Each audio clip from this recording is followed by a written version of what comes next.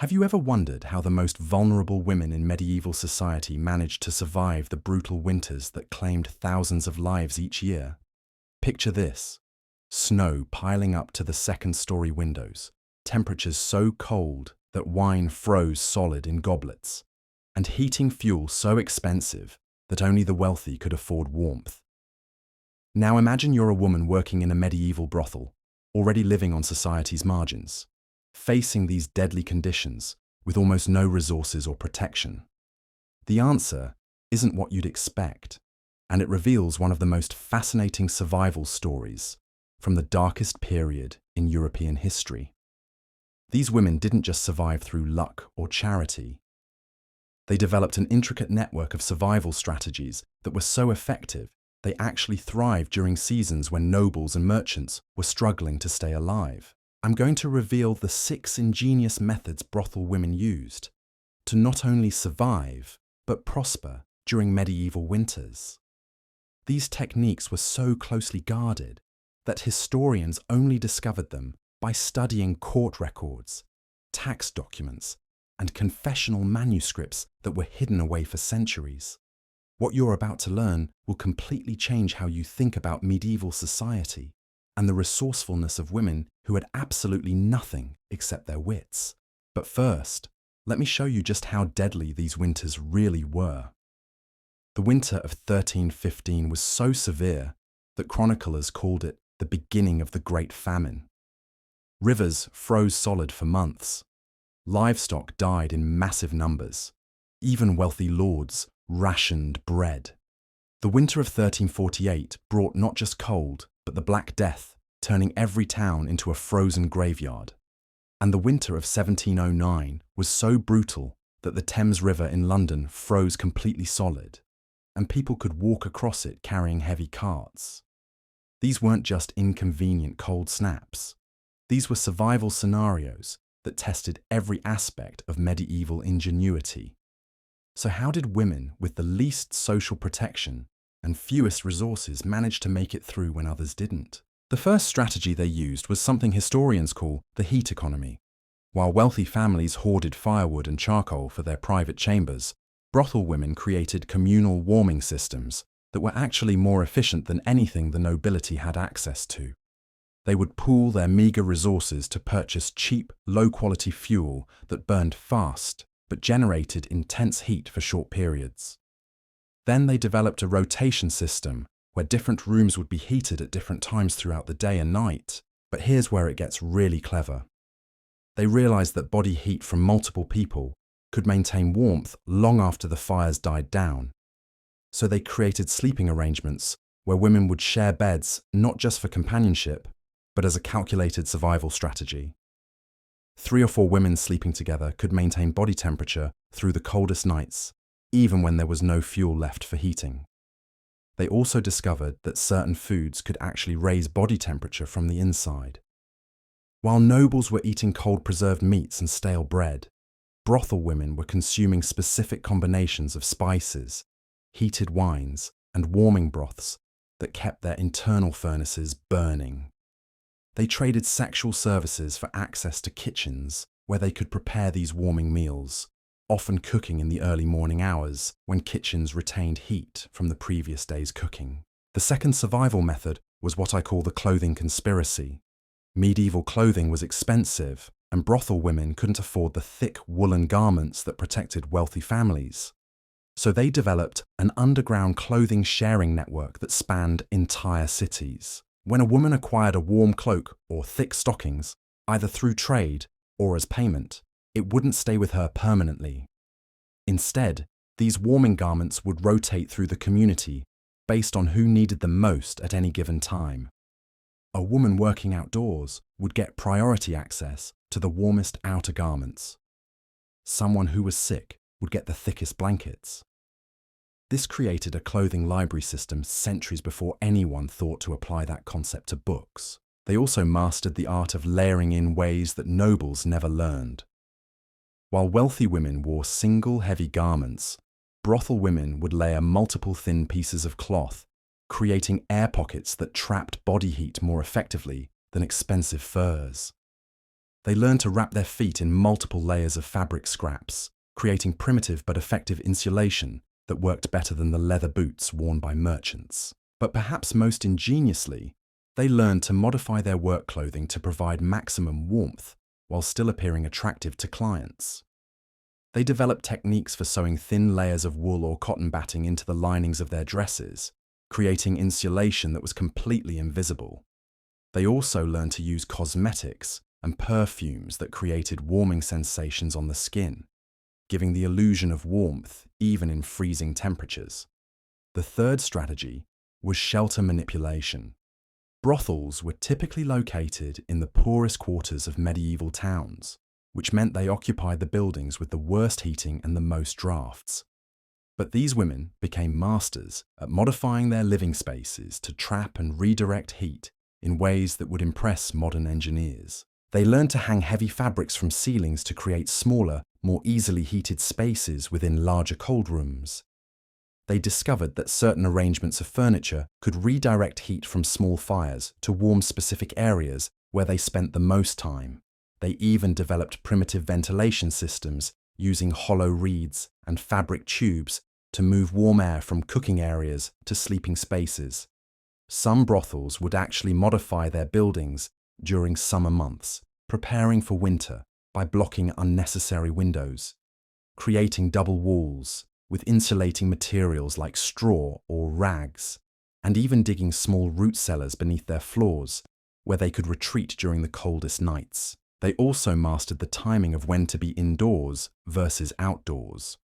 While other people would venture out during the coldest parts of the day, brothel women learned to schedule their activities around natural temperature patterns. They would do outdoor tasks during the brief, warm periods around midday, and they would time their indoor work for early morning and evening hours when their small heating fires would be most effective. The fourth method was the alliance system. Medieval society was built on rigid hierarchies, but winter survival required flexibility that those hierarchies couldn't provide. Brothel women created informal alliances with people from completely different social classes, trading their services for access to resources that would otherwise be impossible to obtain. They developed relationships with blacksmiths who could provide access to forge heat during the coldest days. They traded with stable boys who could share the warmth of animal shelters.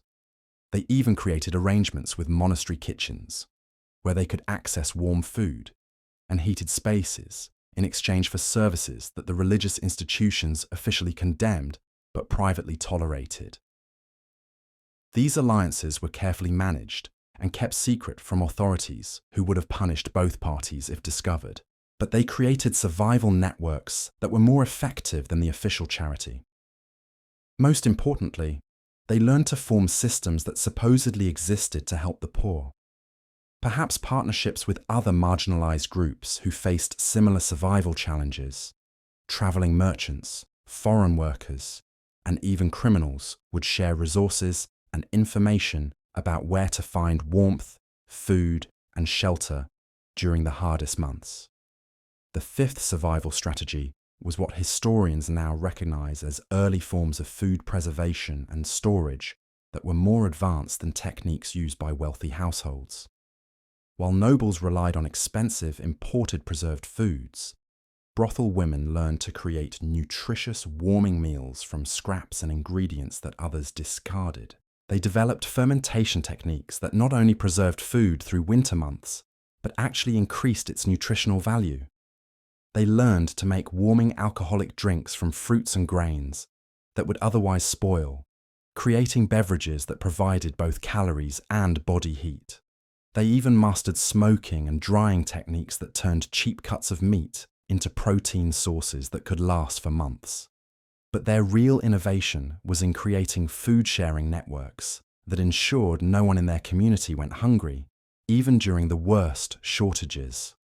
They developed rotating feast systems where different women would take turns providing meals for the entire group, spreading the burden of food acquisition while ensuring everyone had access to warm, nutritious food. They also learned to trade food preparation services for raw ingredients, working in the kitchens of wealthier households in exchange for access to cooking facilities and leftover ingredients that they could take back to their community. The sixth, and perhaps most crucial method, was information trading. Knowledge was power in medieval society, and brothel women had access to information that no other group possessed. They learned which merchants were arriving with heating fuel, which households were discarding still useful clothing, and which authorities might be willing to overlook certain survival activities in exchange for information or services. They created intelligence networks that spanned entire regions, sharing information about weather patterns, resource availability, and survival opportunities.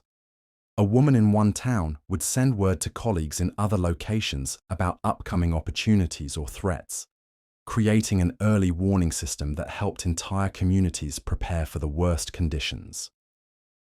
This information trading also extended to sharing survival techniques and innovations. When one woman discovered a new way to stay warm or preserve food, that knowledge would spread quickly through the network, ensuring that successful strategies were adopted by everyone who could benefit from them. Now, before I reveal the most shocking discovery about how these survival methods actually changed medieval society itself, you need to understand something that historians kept hidden for centuries.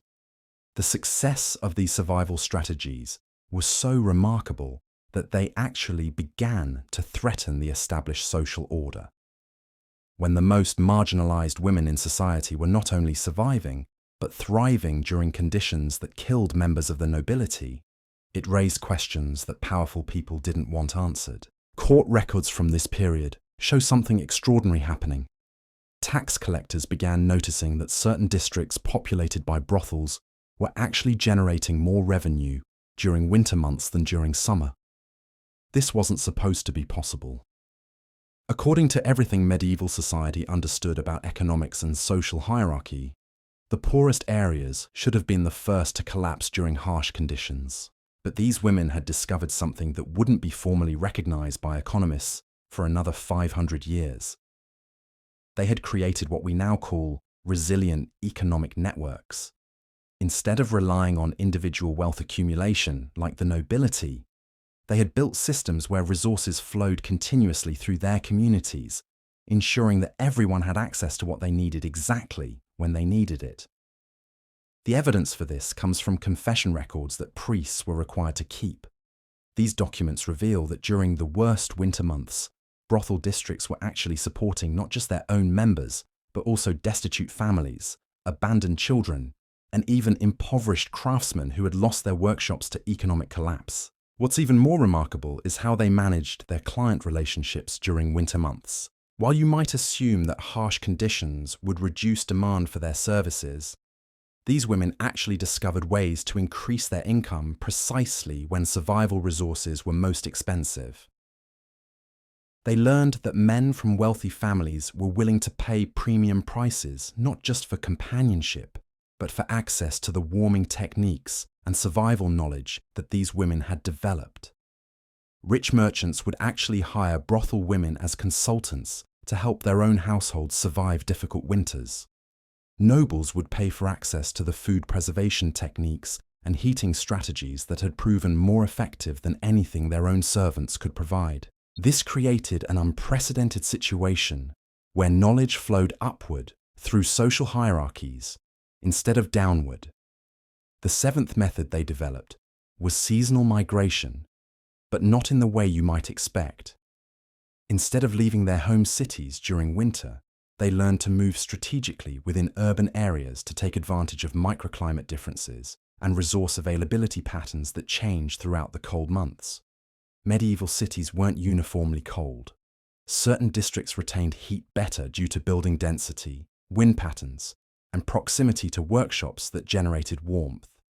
Brothel women mapped these thermal zones with scientific precision that wouldn't be matched by urban planners until the modern era. They knew exactly which streets would be warmest at different times of day, which buildings offered the best shelter from particular wind directions, and which locations provided access to residual heat from various commercial activities. During the coldest weeks, entire communities of these women would temporarily relocate to the most advantageous thermal zones.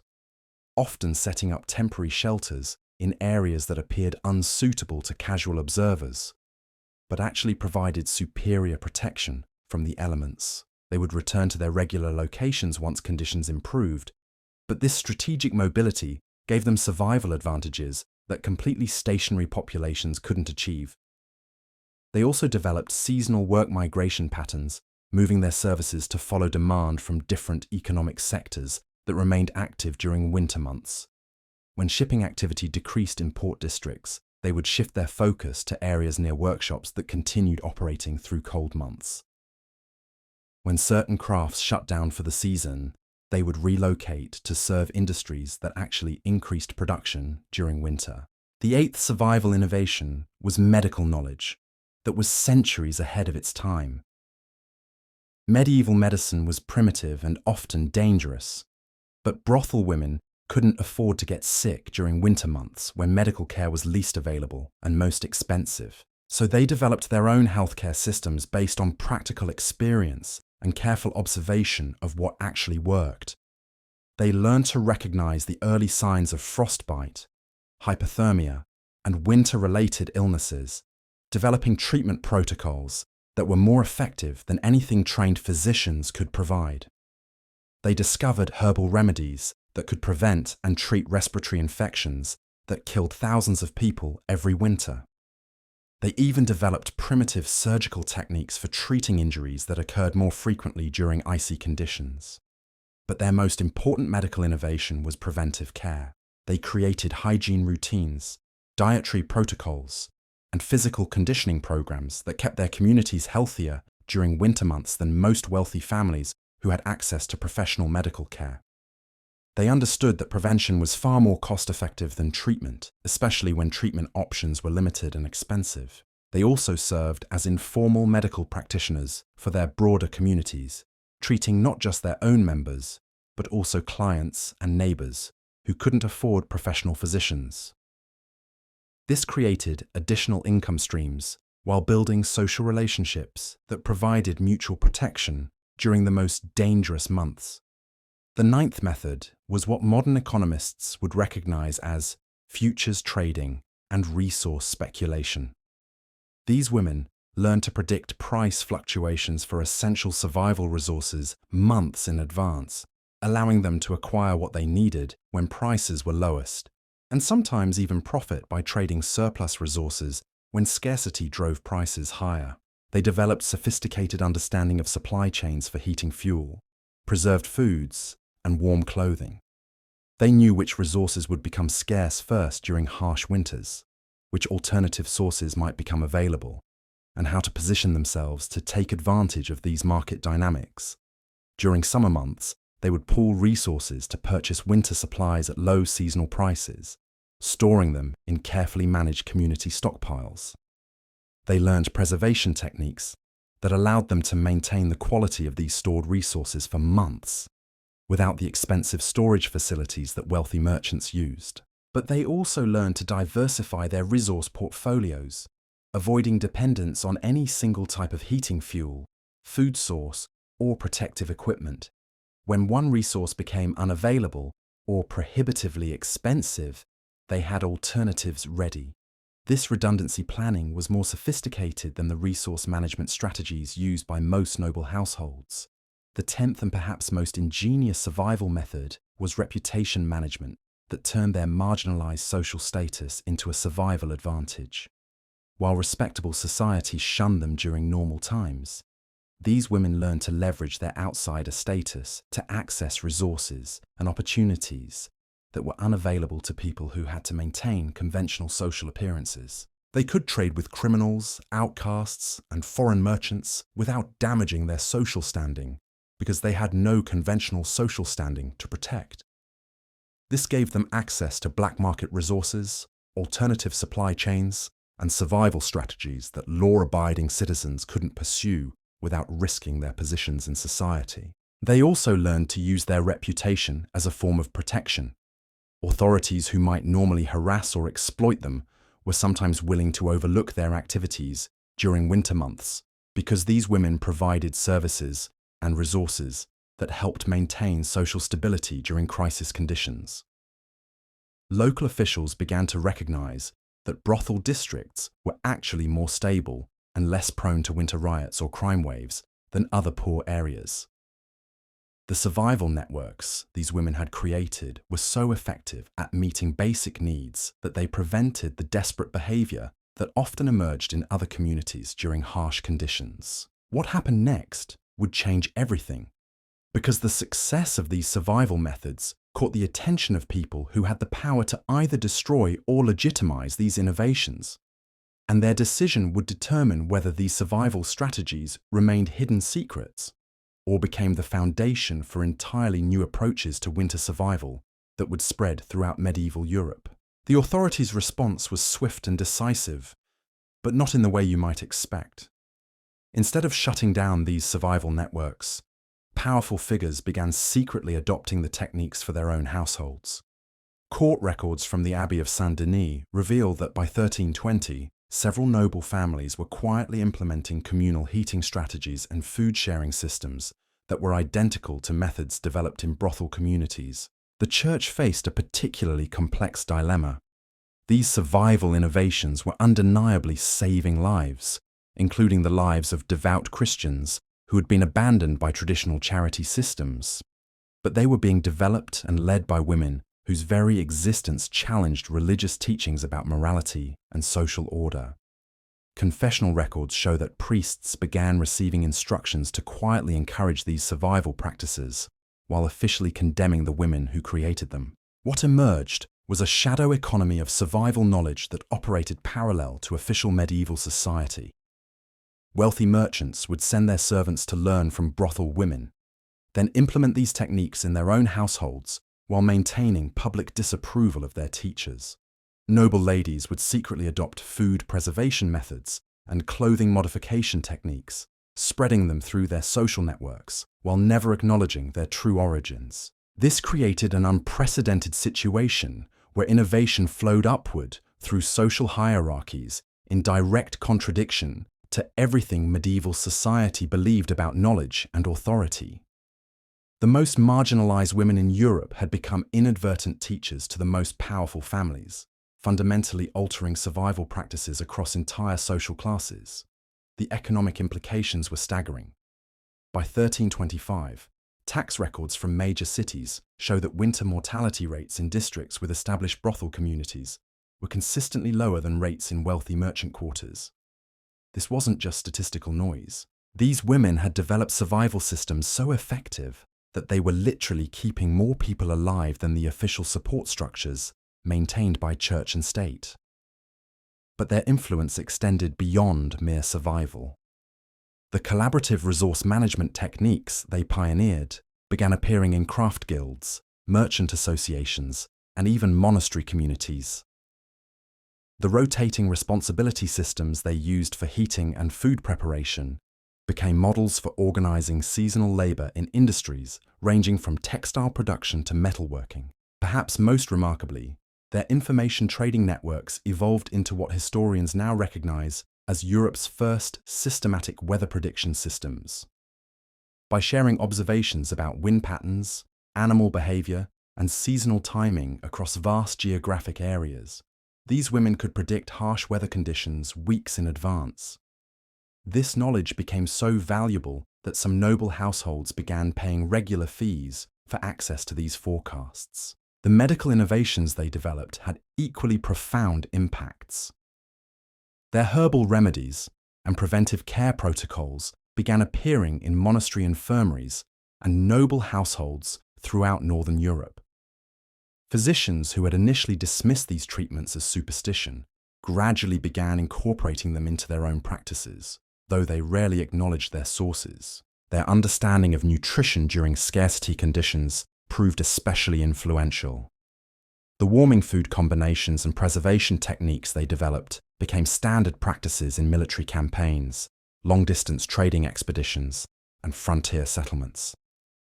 These nutritional strategies were so effective that they actually improved the survival rates of soldiers and explorers who faced harsh conditions far from established supply lines. The clothing modification techniques they pioneered spread through every social class.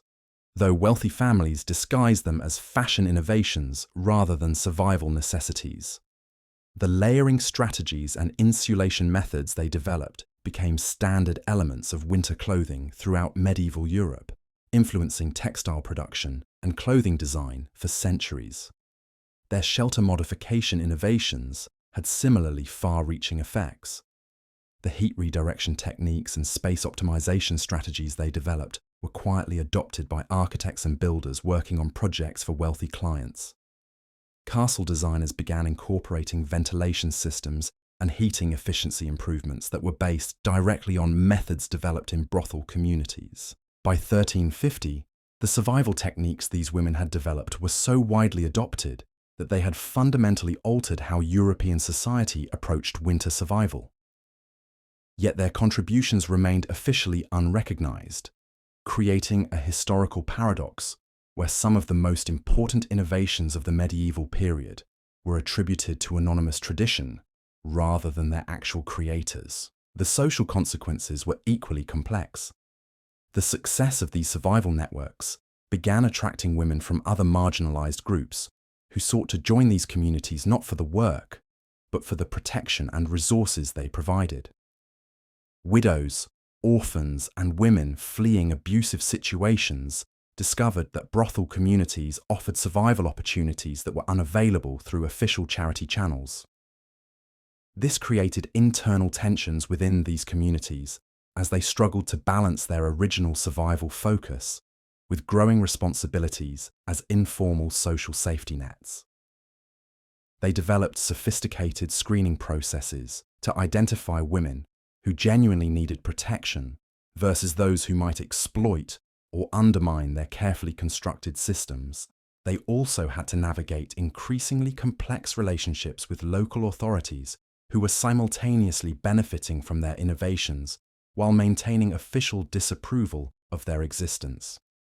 This required diplomatic skills that went far beyond simple survival techniques, as they learned to negotiate protection agreements that allowed their communities to operate, while satisfying official requirements for moral enforcement. The economic power these communities accumulated through their survival innovations created new challenges as well.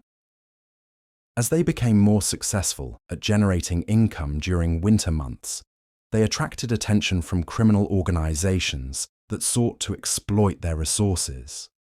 They had to develop security measures and defensive strategies that protected their communities without escalating conflicts that could bring unwanted official intervention.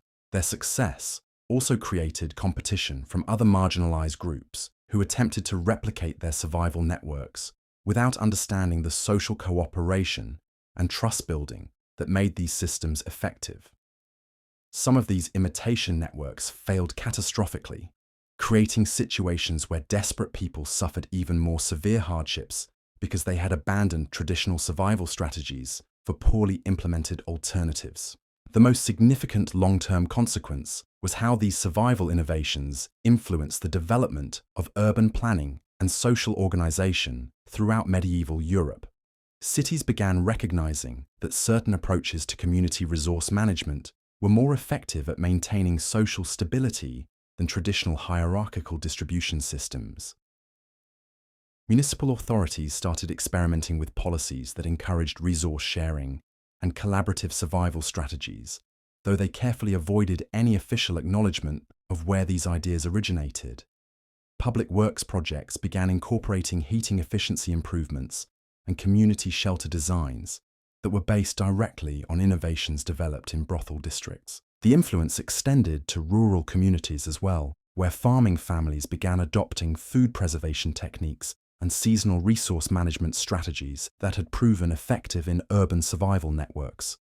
These agricultural applications of survival innovations helped rural communities weather harsh seasons more effectively, reducing the migration pressures that had historically driven desperate people into cities during winter months.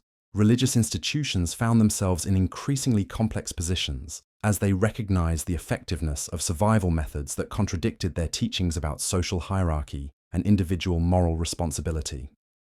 Some monasteries began quietly implementing resource-sharing systems that were identical to those developed by brothel communities, while maintaining official positions that condemned the women who had created these innovations. The intellectual implications were equally profound, though they wouldn't be fully recognized for centuries. These women had developed sophisticated understanding of economics, resource management, social organization, and even primitive scientific observation that challenged fundamental assumptions about knowledge and authority in medieval society. Their empirical approach to problem solving, based on careful observation and systematic testing of survival strategies, represented an early form of scientific methodology that preceded formal academic recognition of experimental approaches by several hundred years.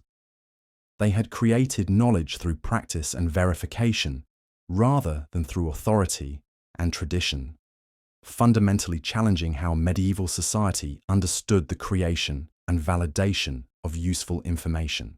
The collaborative decision-making processes they developed for managing their survival networks also represented innovations in governance and social organization that wouldn't be formally recognized by political theorists until much later periods.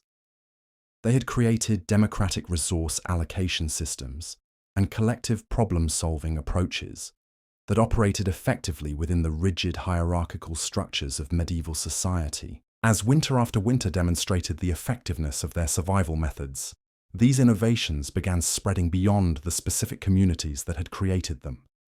The techniques became embedded in broader survival culture throughout Northern Europe, though their origins were gradually forgotten or deliberately obscured as they were adopted by more socially acceptable groups. By 1400, many of the survival strategies that had originated in brothel communities had become standard practices for winter survival throughout medieval Europe, implemented by families and communities across all social classes.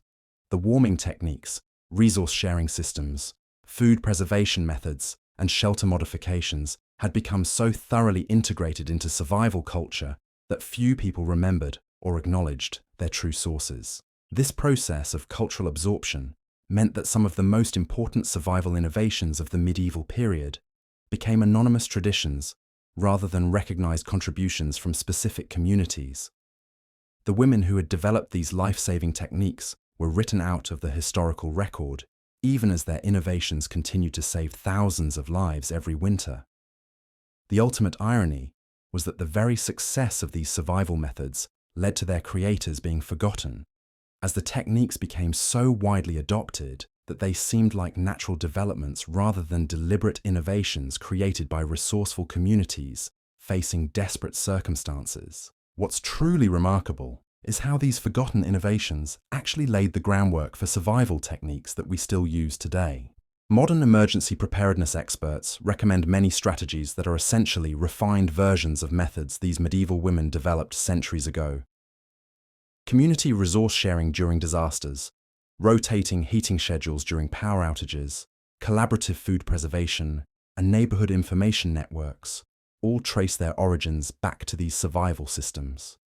But there's something even more fascinating that historians discovered when they started mapping the geographic spread of these techniques. The survival methods didn't spread randomly across medieval Europe. They followed very specific patterns that reveal an underground network of communication and trade that was far more sophisticated than anyone previously understood. Archaeological evidence from excavations in former brothel districts shows that these communities were importing specialized materials from locations hundreds of miles away. Clay pipes for ventilation systems were coming from specific quarries in northern France. Certain herbs used in their warming remedies were being transported from monasteries in the German states. Fabric fibers used in their insulation techniques were arriving from textile centers in the Low Countries.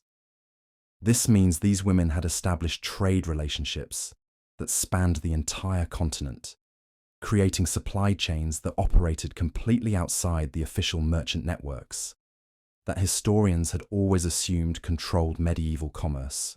They were running what amounted to a parallel economy that was invisible to tax collectors and regulatory authorities, but sophisticated enough to move specialized goods across thousands of miles. The coordination required for this system was staggering.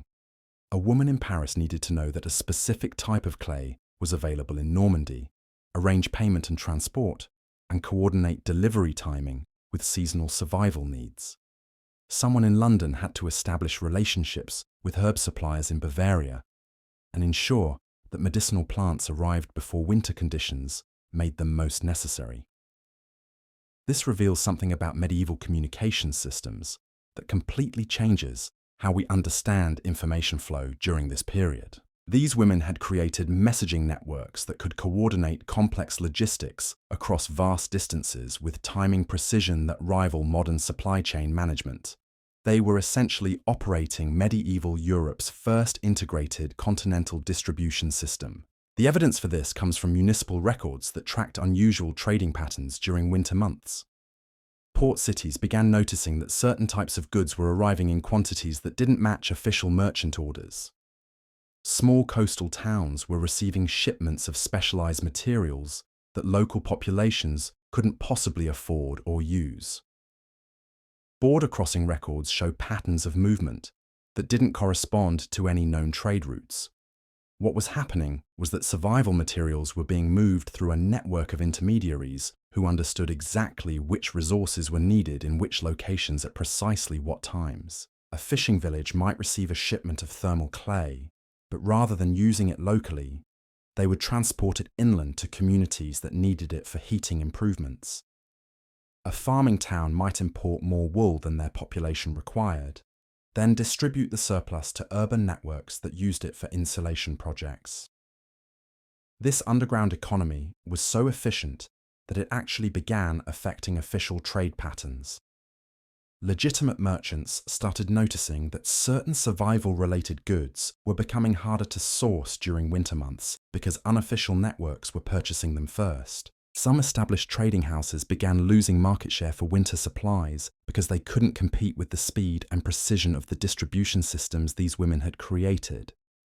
The most incredible part is how they managed payment across these vast networks without the banking systems that wealthy merchants relied on. They developed credit arrangements and resource exchange agreements that allowed communities in one region to receive materials immediately while providing compensation through different goods or services that might not be delivered until months later. A brothel community in northern England might receive warming spices from Mediterranean suppliers in October, with payment coming in the form of preserved fish products that wouldn't be available until spring fishing seasons. German communities might provide metalworking services for heating equipment in exchange for textile materials that would be delivered the following summer. This required record-keeping systems and trust networks that were more sophisticated than the financial instruments used by international banking houses. These women had to track complex multi-party exchanges across seasonal cycles, geographic distances, and language barriers, all while maintaining secrecy that protected their operations from official interference. The trust component was particularly remarkable because these arrangements often involved communities that had never met face-to-face and might never have any direct contact except through the goods and services they exchanged. A woman in Sicily had to trust that her winter fuel shipments to Scotland would eventually be compensated through spring textile deliveries arranged by intermediaries in 3 different countries.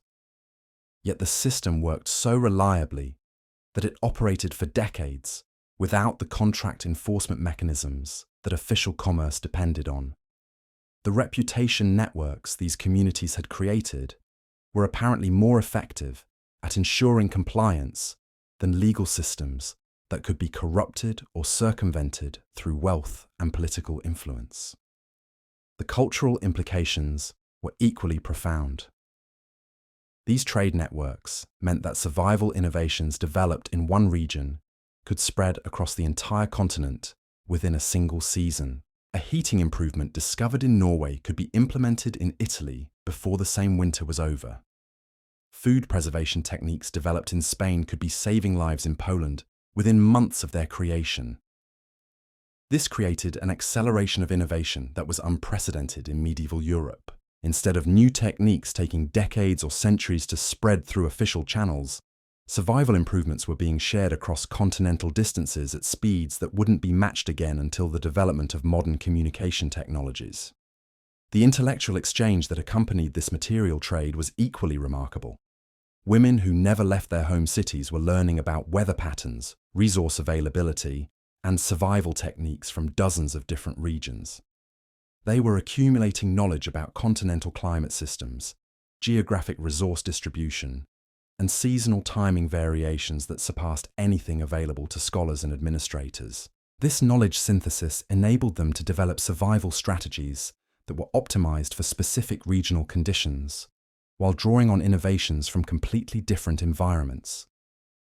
They could adapt Mediterranean food preservation techniques for Northern European conditions, modify Scandinavian heating methods for use in temperate climates, and combine textile innovations from multiple regions to create insulation systems that worked effectively anywhere. The scientific implications of this knowledge sharing were extraordinary, though they wouldn't be recognized until much later periods. These women were essentially conducting continent-wide experiments in survival technology, with results being shared, tested, and refined across dozens of different environmental conditions simultaneously. They developed understanding of resource management, logistics coordination, and social organization that was based on practical experience across geographic and cultural scales that no other group in medieval society could access. Their knowledge was empirically derived from testing and verification rather than theoretical speculation, making it more reliable than much of the formal academic knowledge of their time. But perhaps most importantly, they had created proof of concept for collaborative problem-solving approaches that challenged fundamental assumptions about how knowledge creation and resource distribution should work in medieval society.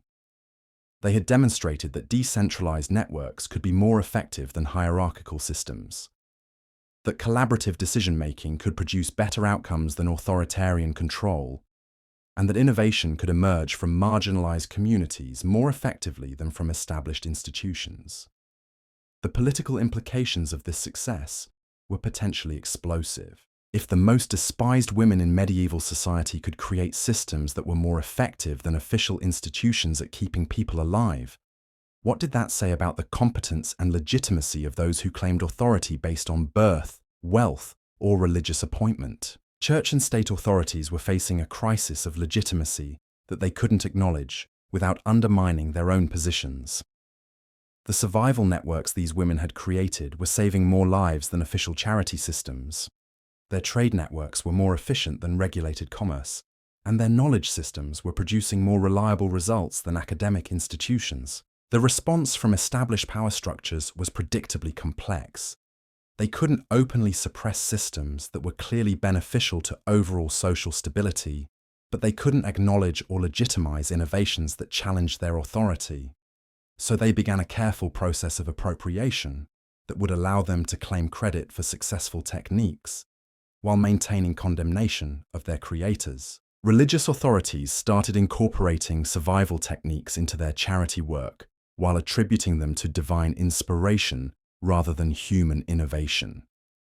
Noble households began implementing resource management systems while claiming they were traditional practices that had always been used by proper families. Municipal authorities started adopting community organization methods while presenting them as administrative reforms developed by official planners. This appropriation process was so thorough that within a few generations, the true origins of many survival innovations had been completely obscured. Techniques that had been developed through careful experimentation and collaborative problem-solving were rewritten as ancient wisdom or natural developments that had emerged spontaneously from proper social structures. The women whose ingenuity had created these life-saving systems found themselves in the peculiar position of watching their innovations being celebrated, while their contributions were denied or forgotten. They had succeeded so completely at solving survival problems that their solutions had become part of mainstream culture. But this success had made them historically invisible. Yet their influence continued to operate through the survival techniques themselves, even as their contributions were erased from official records. every family that used communal heating strategies, every community that implemented resource sharing systems, and every household that applied their food preservation methods was unknowingly benefiting from innovations created by women whose names were never recorded in history books. The ultimate legacy of these survival innovations extends far beyond their immediate effectiveness during medieval winters. They established principles of community cooperation, resource optimization, and collaborative problem solving that would influence social organization for centuries to come. They demonstrated that effective solutions to complex challenges could emerge from unexpected sources, and that survival often depended more on social cooperation than individual resources. Their success also established precedents for underground networks, alternative economies, and decentralized organization that would reappear throughout European history whenever official systems failed to meet basic human needs. The techniques they developed for operating outside established authority structures while maintaining internal stability became models for resistance movements, economic cooperatives, and social reform organizations. But perhaps their most important contribution was proving that innovation and leadership could emerge from the most marginalized members of society when they were given opportunities to collaborate and experiment. They showed that effective solutions often came from those who faced problems most directly, rather than from those who held official responsibility for solving them. The survival networks these medieval brothel women created saved thousands of lives, influenced social organization across an entire continent, and established principles of community cooperation that continue to inspire social innovations today. Their story reveals that some of the most important developments in human society have come from sources that official history has chosen to ignore or forget. Their techniques worked because they were based on practical testing rather than theoretical authority, collaborative decision-making rather than hierarchical control, and shared responsibility rather than individual accumulation. These principles proved more effective at ensuring survival than the official systems that were supposed to provide security and support. What makes their story even more remarkable is how these survival innovations began influencing the very structure of medieval cities themselves. Urban planners today would recognize what these women accidentally created as the first examples of resilient urban design, centuries before anyone understood the concepts they were implementing. Archaeological excavations in former brothel districts reveal building modifications that were far ahead of their time.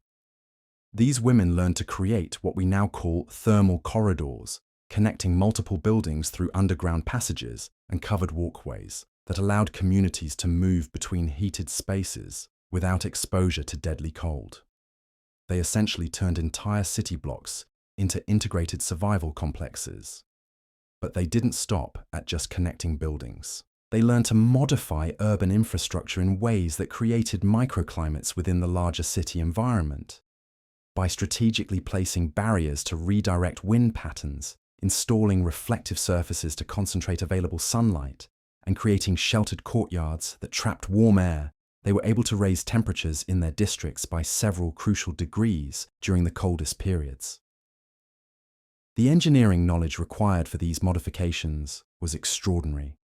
They had to understand wind dynamics, solar positioning, thermal retention, and structural integrity without any formal training in architecture or engineering. They learned through trial and error, careful observation, and systematic testing of different approaches until they discovered techniques that worked reliably. Some of their innovations were so effective that they actually began attracting residents from wealthier districts who couldn't achieve similar heating efficiency in their expensive homes.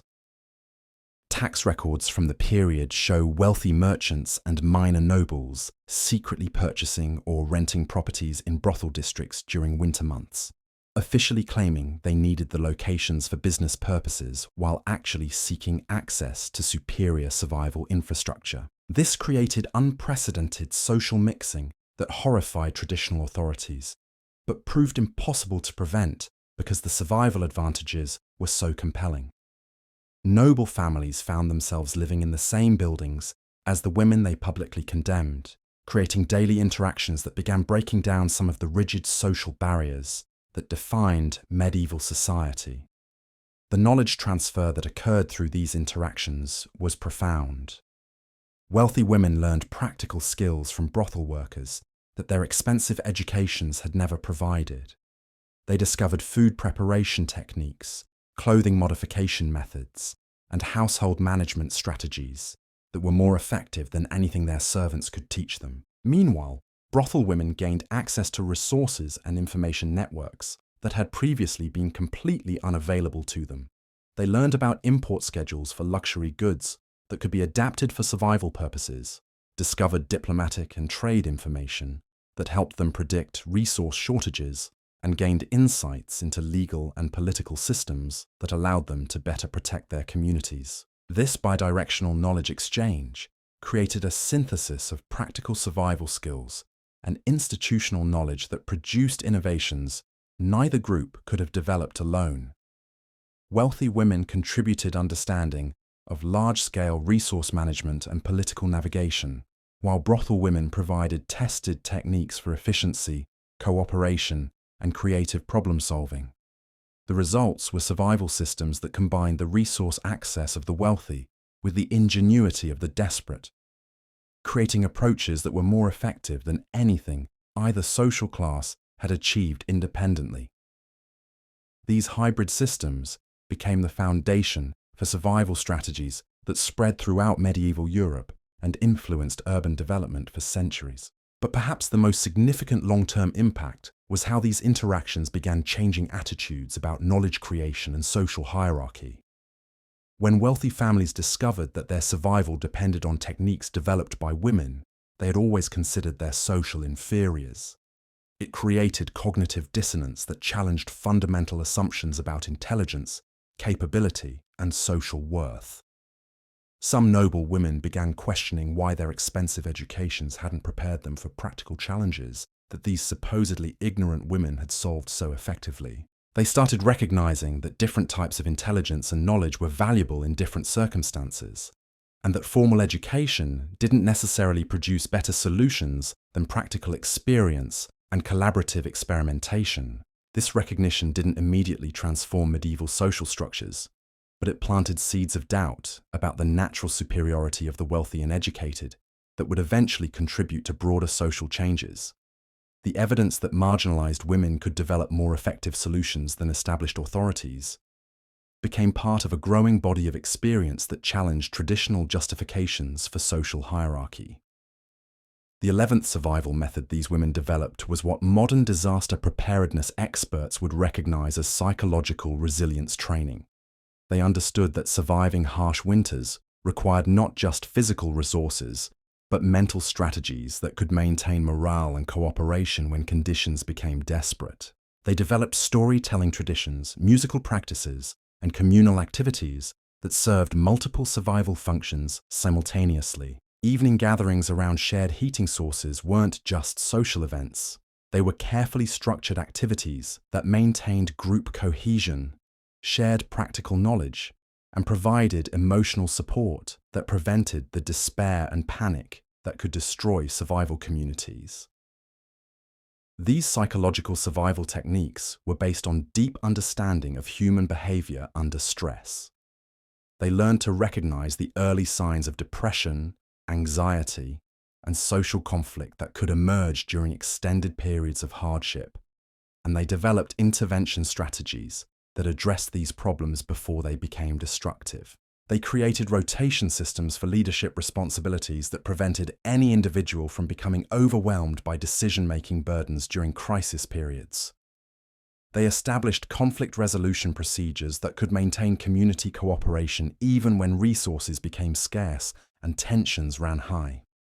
They developed communication protocols that ensured important information was shared effectively while preventing rumors and misinformation from creating panic. Their approach to managing fear was particularly sophisticated. Rather than trying to eliminate anxiety about survival challenges, they learned to channel fear into productive action that improved their actual safety. They taught each other to use worry as motivation for preparation and planning, rather than allowing it to become paralyzing terror. They also developed techniques for maintaining hope and motivation during the darkest periods of winter, when survival seemed most uncertain. They created celebration traditions that marked progress through difficult seasons, established reward systems that recognized individual and group achievements, and maintained future-oriented planning that kept communities focused on goals beyond immediate survival. These psychological survival methods were so effective that they began attracting attention from religious authorities who were struggling to maintain morale in their own communities during harsh winters. Some monasteries began adopting group activity structures and morale management techniques that were clearly based on methods developed in brothel communities, though they carefully avoided acknowledging their sources. The 12th innovation was advanced waste management and resource recovery that turned survival challenges into opportunities for creating additional resources. Medieval cities were notoriously unsanitary, and winter conditions made waste disposal even more problematic. But these women learned to turn waste streams into survival assets through recycling and repurposing techniques that were centuries ahead of their time. They developed systems for collecting and processing organic waste that could be converted into heating fuel through controlled decomposition processes. They learned to recover useful materials from discarded items that other people considered worthless, finding ways to repair, modify, and repurpose everything from damaged clothing to broken household implements. Their approach to human waste management was particularly innovative. They created composting systems that safely processed sewage while generating heat through bacterial decomposition, providing both sanitation and warming benefits that improved health outcomes while reducing fuel costs. They also learned to recover and purify water from sources that other people considered unusable, developing filtration and treatment methods that provided safe drinking water even when conventional sources were frozen or contaminated. These water recovery techniques were crucial for communities that couldn't afford the high prices that clean water commanded during winter shortages. Their waste processing innovations created secondary resource streams that provided materials for other survival activities. Processed organic waste became soil amendments for growing fresh food in protected indoor spaces. Recovered textiles became raw materials for insulation and weatherproofing projects. Salvaged metal items were converted into tools and equipment that improved heating efficiency and food preparation capabilities. These resource recovery systems were so comprehensive that brothel districts began generating less waste than other urban areas, while simultaneously producing more useful materials for survival activities. They had essentially created closed-loop resource cycles that maximized the utility of everything that entered their communities. The 13th method involved what we would now recognize as sophisticated logistics and supply chain management adapted for survival conditions. These women learned to predict, plan for, and respond to resource shortages with precision that rivaled modern emergency management systems. They developed inventory tracking systems that monitored consumption rates for essential survival resources, allowing them to predict when shortages would occur and take preventive action before crisis conditions developed. They maintained detailed records of seasonal patterns in resource availability and pricing that enabled them to optimize their purchasing and storage strategies. Their supply chain diversification was extraordinary. They established relationships with multiple suppliers for every critical resource, ensuring that shortages from one source wouldn't create survival emergencies. They learned to substitute different materials and resources when preferred options became unavailable, maintaining their survival capabilities even when specific supplies were interrupted. They also developed early warning networks that could alert communities about approaching resource shortages, price increases, or supply disruptions before they became critical problems. These information systems allowed them to take preventive action that avoided crisis situations rather than just responding to emergencies after they occurred. Their logistics planning extended to coordinating resource sharing between different communities when local shortages threatened individual groups. They created mutual aid agreements that ensured no single community would face survival crises alone, establishing resource pooling arrangements that could provide emergency support when needed. The 14th innovation was educational systems that ensured survival knowledge was preserved and transmitted effectively across generations. These women understood that their survival techniques were only valuable if they could be reliably taught to new community members and maintained over time. They developed training programs that taught essential survival skills through hands-on practice rather than theoretical instruction. New community members learned heating techniques, food preservation methods, and resource management strategies by working alongside experienced practitioners who could provide immediate feedback and correction. Their knowledge preservation systems were remarkably sophisticated.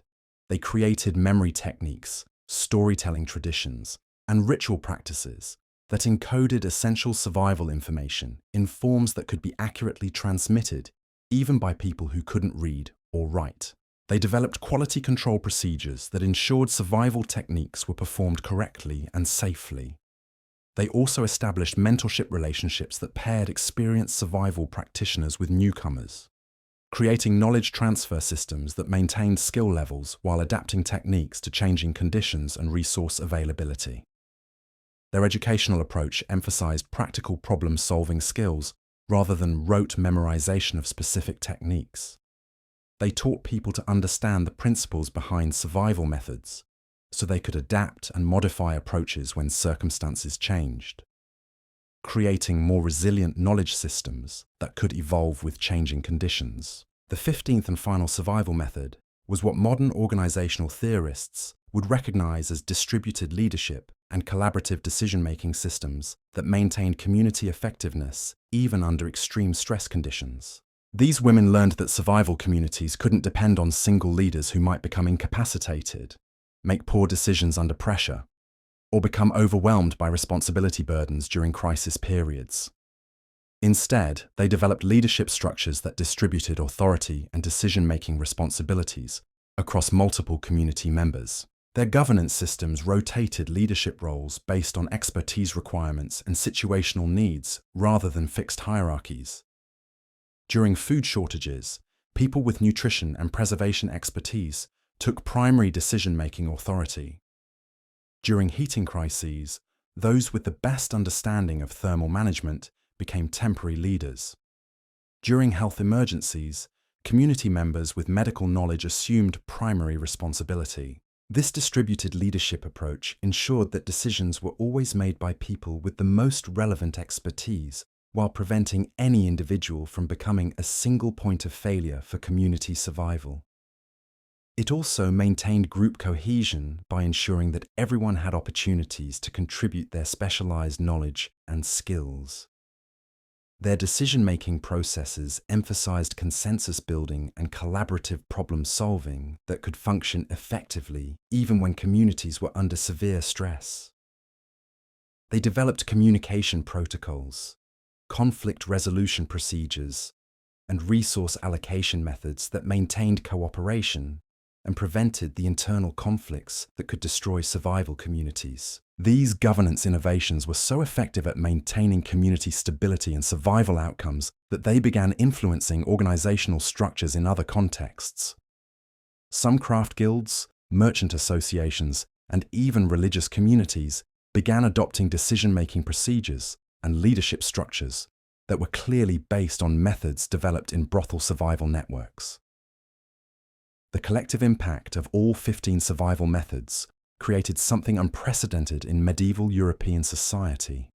Communities of marginalized women who had not only solved the challenge of winter survival, but had developed social, economic, and technological systems that were more advanced and effective than anything available to more privileged social groups. Their success was so comprehensive that it fundamentally challenged medieval assumptions about social hierarchy, gender capabilities, and the sources of innovation and leadership. They had proven that effective solutions to complex challenges could emerge from unexpected sources when people were given opportunities to collaborate, experiment, and learn from practical experience. But their greatest achievement wasn't just surviving medieval winters or even developing innovative survival techniques. Their most important contribution was demonstrating that human ingenuity, cooperation, and determination could overcome seemingly impossible challenges when people work together toward common goals. They showed that social cooperation could be more powerful than individual wealth, that practical knowledge could be more valuable than formal education, and that innovation could emerge from marginalized communities more effectively than from established institutions. They proved that survival and success often depended more on community support and collaborative problem-solving than on individual resources or social status. Their story reveals that some of the most important developments in human society have come from people who were facing the greatest challenges with the fewest resources. When survival was at stake, these women developed solutions that were more creative, more efficient, and more effective than anything produced by people who had access to wealth, education, and institutional support. The survival networks they created saved thousands of lives, influenced urban development across an entire continent, and established principles of community cooperation that continue to inspire social innovations today. Their techniques worked because they were based on practical testing, collaborative decision-making, and shared responsibility rather than theoretical authority, hierarchical control, and individual accumulation. What makes their achievements even more remarkable is that they accomplished all of this while operating under constant threat from authorities who could have shut down their communities at any time. They had to develop survival systems that were not only effective at keeping people alive during harsh winters, but also sophisticated enough to operate invisibly within a social system that officially condemned their existence. They created parallel institutions that provided services and support that official systems failed to deliver. But they had to do so without challenging established authority so directly that they provoked suppression. They developed innovations that improved survival outcomes for entire communities, but they had to allow their contributions to be appropriated by more socially acceptable groups to ensure their techniques would continue to be used. Their success required not just technical innovation, but also diplomatic skills, strategic thinking, and social intelligence that enabled them to navigate complex political and social challenges while maintaining focus on their primary goal of keeping their communities alive through the deadliest seasons of the medieval period. The ultimate irony is that their very success at solving survival challenges led to their contributions being forgotten, as the techniques they developed became so widely adopted that they seemed like natural developments rather than deliberate innovations created by resourceful communities facing desperate circumstances. Yet their influence continues to operate through the survival principles they established, the social cooperation methods they developed, and the innovation approaches they pioneered. Every modern community that faces crisis conditions and responds through collaborative resource sharing, distributed leadership, and creative problem-solving is unknowingly following patterns these medieval women established centuries ago. Their story demonstrates that effective solutions to complex challenges often come from those who face problems most directly, rather than from those who hold official responsibility for solving them. It shows that innovation and leadership can emerge from the most unexpected sources when people are given opportunities to collaborate and experiment. Most importantly, it proves that human ingenuity and community cooperation can overcome seemingly impossible challenges when people work together toward common goals. The survival networks these women created didn't just keep people alive during medieval winters. They established principles of social organization and collaborative problem-solving that continue to inspire and guide community responses to crisis conditions today.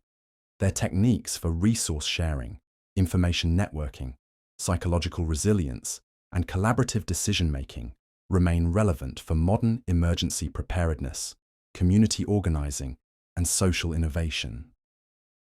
Their example shows that marginalized communities often develop the most creative and effective solutions precisely because they face the greatest challenges with the fewest resources. The medieval brothel women who developed these survival innovations may have been written out of official history, but their legacy lives on in every community that chooses cooperation over competition, practical problem-solving over theoretical speculation, and shared responsibility over individual accumulation when facing survival challenges.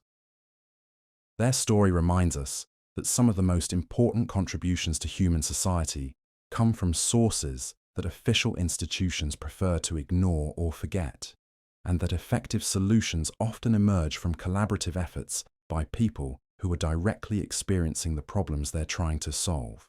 But there's one final revelation that makes their story even more extraordinary, something that historians only discovered when they started mapping the long-term consequences of these survival innovations across medieval European society.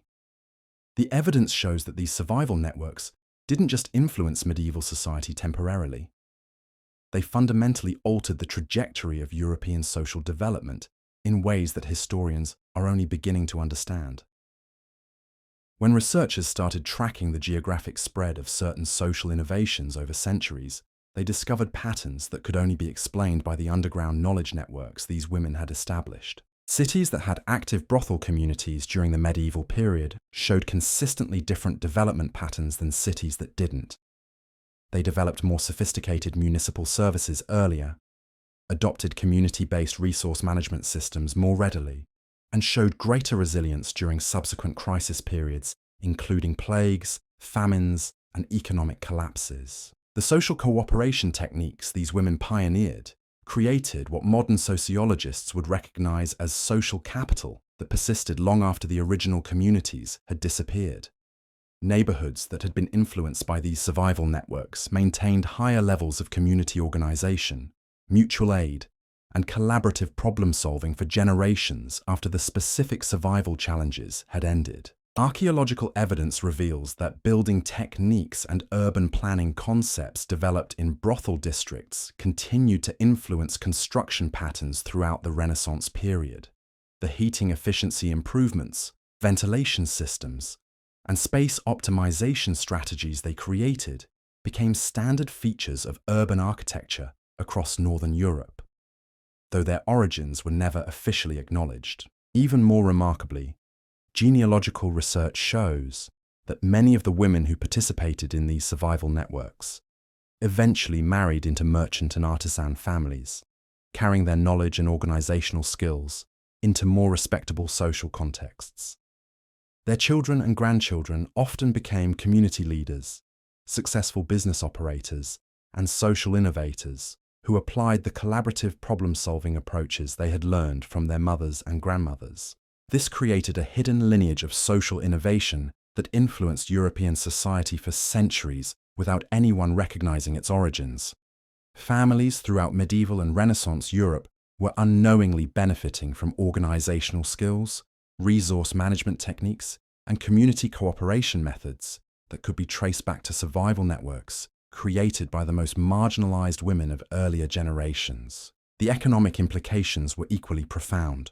The trade networks these women had established created precedents for commercial relationships that operated outside traditional guild and regulatory systems. These alternative economic channels provided models for the merchant innovations that would eventually contribute to the development of capitalism and international trade systems. Their approaches to credit arrangements, resource exchange, and risk distribution influenced the development of banking and finance throughout the late medieval period. The trust networks they had created demonstrated that economic cooperation could function effectively without the legal enforcement mechanisms that formal commerce relied on, providing examples that inspired later innovations in commercial organization. Their inventory management and supply chain coordination techniques were so advanced that they influenced the development of international trading companies and colonial administration systems. European merchants and administrators who encountered these organizational methods through various channels adapted them for large-scale commercial and political operations that shaped the development of global trade networks. The information systems these women had developed also contributed to improvements in communication and intelligence gathering that influenced diplomatic and military operations throughout the medieval and Renaissance periods.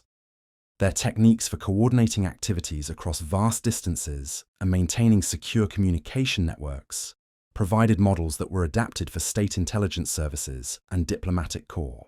But perhaps their most significant long-term contribution was establishing cultural precedents for community-based solutions to survival challenges that would resurface whenever official systems failed to meet basic human needs. During every subsequent crisis period in European history, communities would spontaneously develop resource-sharing systems, collaborative decision-making processes, and mutual aid networks that followed patterns these medieval women had established centuries earlier. The survival techniques they pioneered reappeared during the Black Death, when communities that maintained cooperative resource management had higher survival rates than those that relied on individual hoarding and official charity systems. They emerged again during the economic disruptions of the Renaissance, when artisan communities developed guild cooperation systems that were clearly based on collaborative organizational methods. They influenced the development of religious reform movements that emphasized community cooperation and shared responsibility over hierarchical authority structures.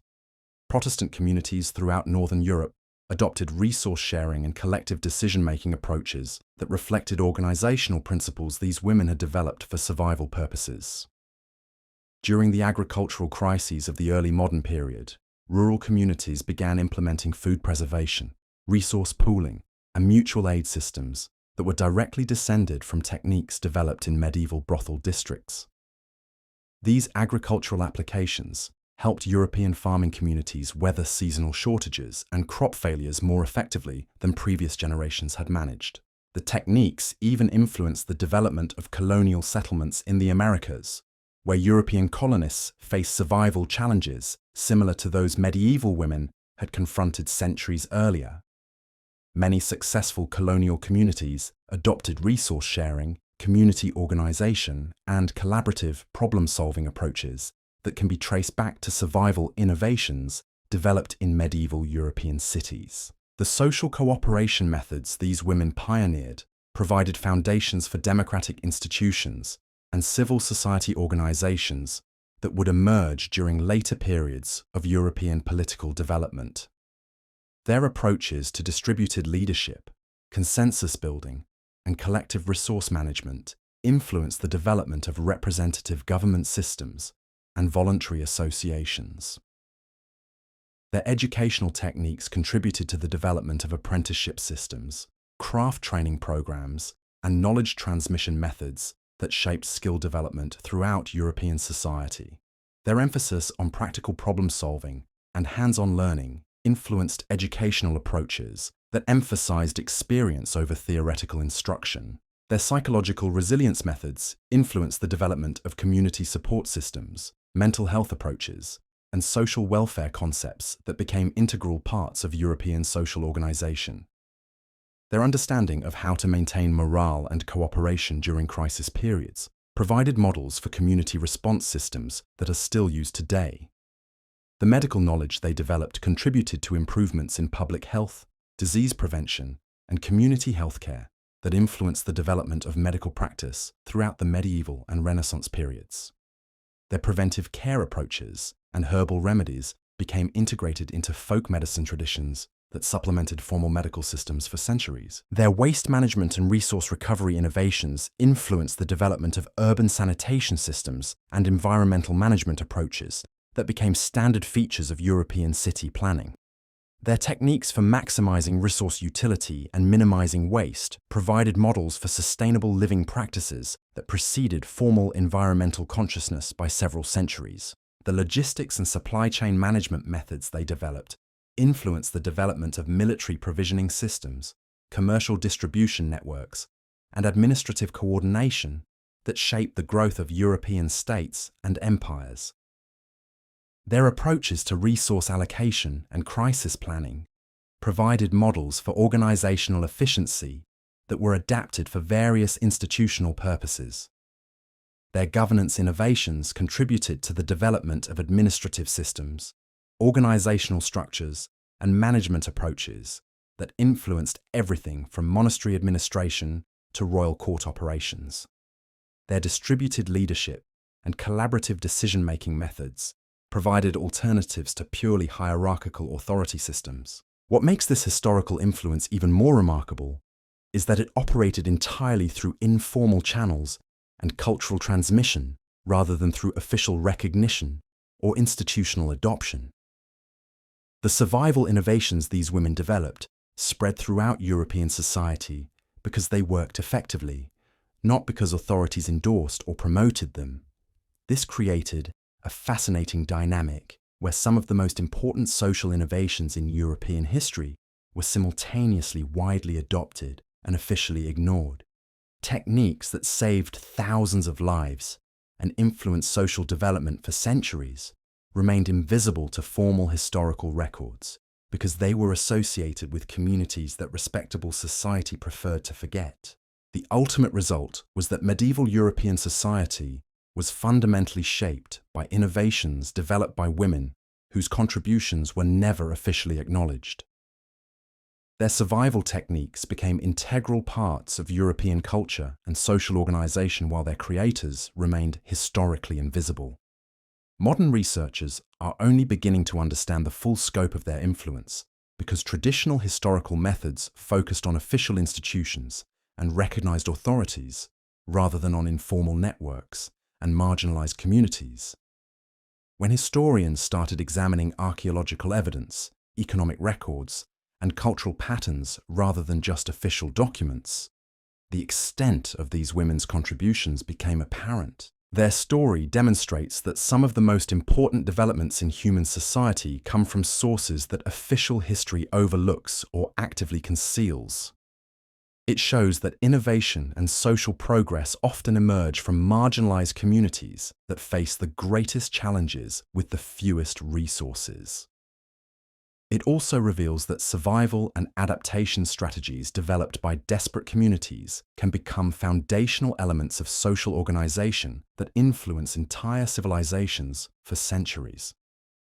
The techniques these women created to survive medieval winters became principles of community cooperation, resource management, and social organization that shaped European society throughout the medieval, Renaissance, and early modern periods.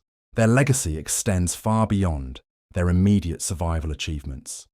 They established cultural precedents for community-based problem-solving, collaborative resource management, and distributed leadership that continue to influence social organization today. Every modern community that responds to crisis conditions through mutual aid, resource sharing, and collective action is following patterns these medieval women established centuries ago. Their example shows that effective solutions to complex challenges often come from unexpected sources, and that social innovation frequently emerges from communities that are facing the greatest difficulties. They prove that human ingenuity and community cooperation can overcome seemingly impossible obstacles when people work together toward common survival goals. Most importantly, their story demonstrates that marginalized communities often develop the most creative and effective approaches to social challenges, precisely because they cannot rely on existing institutions and must develop new solutions through practical experimentation and collaborative effort. The survival networks these medieval brothel women created represent one of the most remarkable examples of community innovation in human history. They took the most desperate survival situation imaginable and transformed it into an opportunity for social, economic, and technological development that influenced European civilization for centuries. Their achievements remind us that some of the most important contributions to human society come from people who are written out of official history, and that effective solutions often emerge from collaborative efforts by those who are directly experiencing the problems they are trying to solve. But the most extraordinary aspect of their legacy is how their survival innovations continue to provide models for community resilience and social cooperation that remain relevant for addressing modern challenges. Their techniques for resource sharing, collaborative decision-making, distributed leadership, and community support offer inspiration for contemporary efforts to build more sustainable, equitable, and resilient social systems. The medieval women who developed these survival methods may never receive the historical recognition they deserve, but their contributions continue to influence human society through the principles of community cooperation and collaborative problem-solving they established. Their story proves that innovation, leadership, and social progress can emerge from the most unexpected sources when people are given opportunities to work together toward common goals. Their legacy lives on in every community that chooses cooperation over competition, practical problem-solving over theoretical speculation, and shared responsibility over individual accumulation when facing survival challenges. They showed that human creativity and community solidarity can overcome seemingly impossible obstacles, and their example continues to inspire social innovation and community resilience efforts today.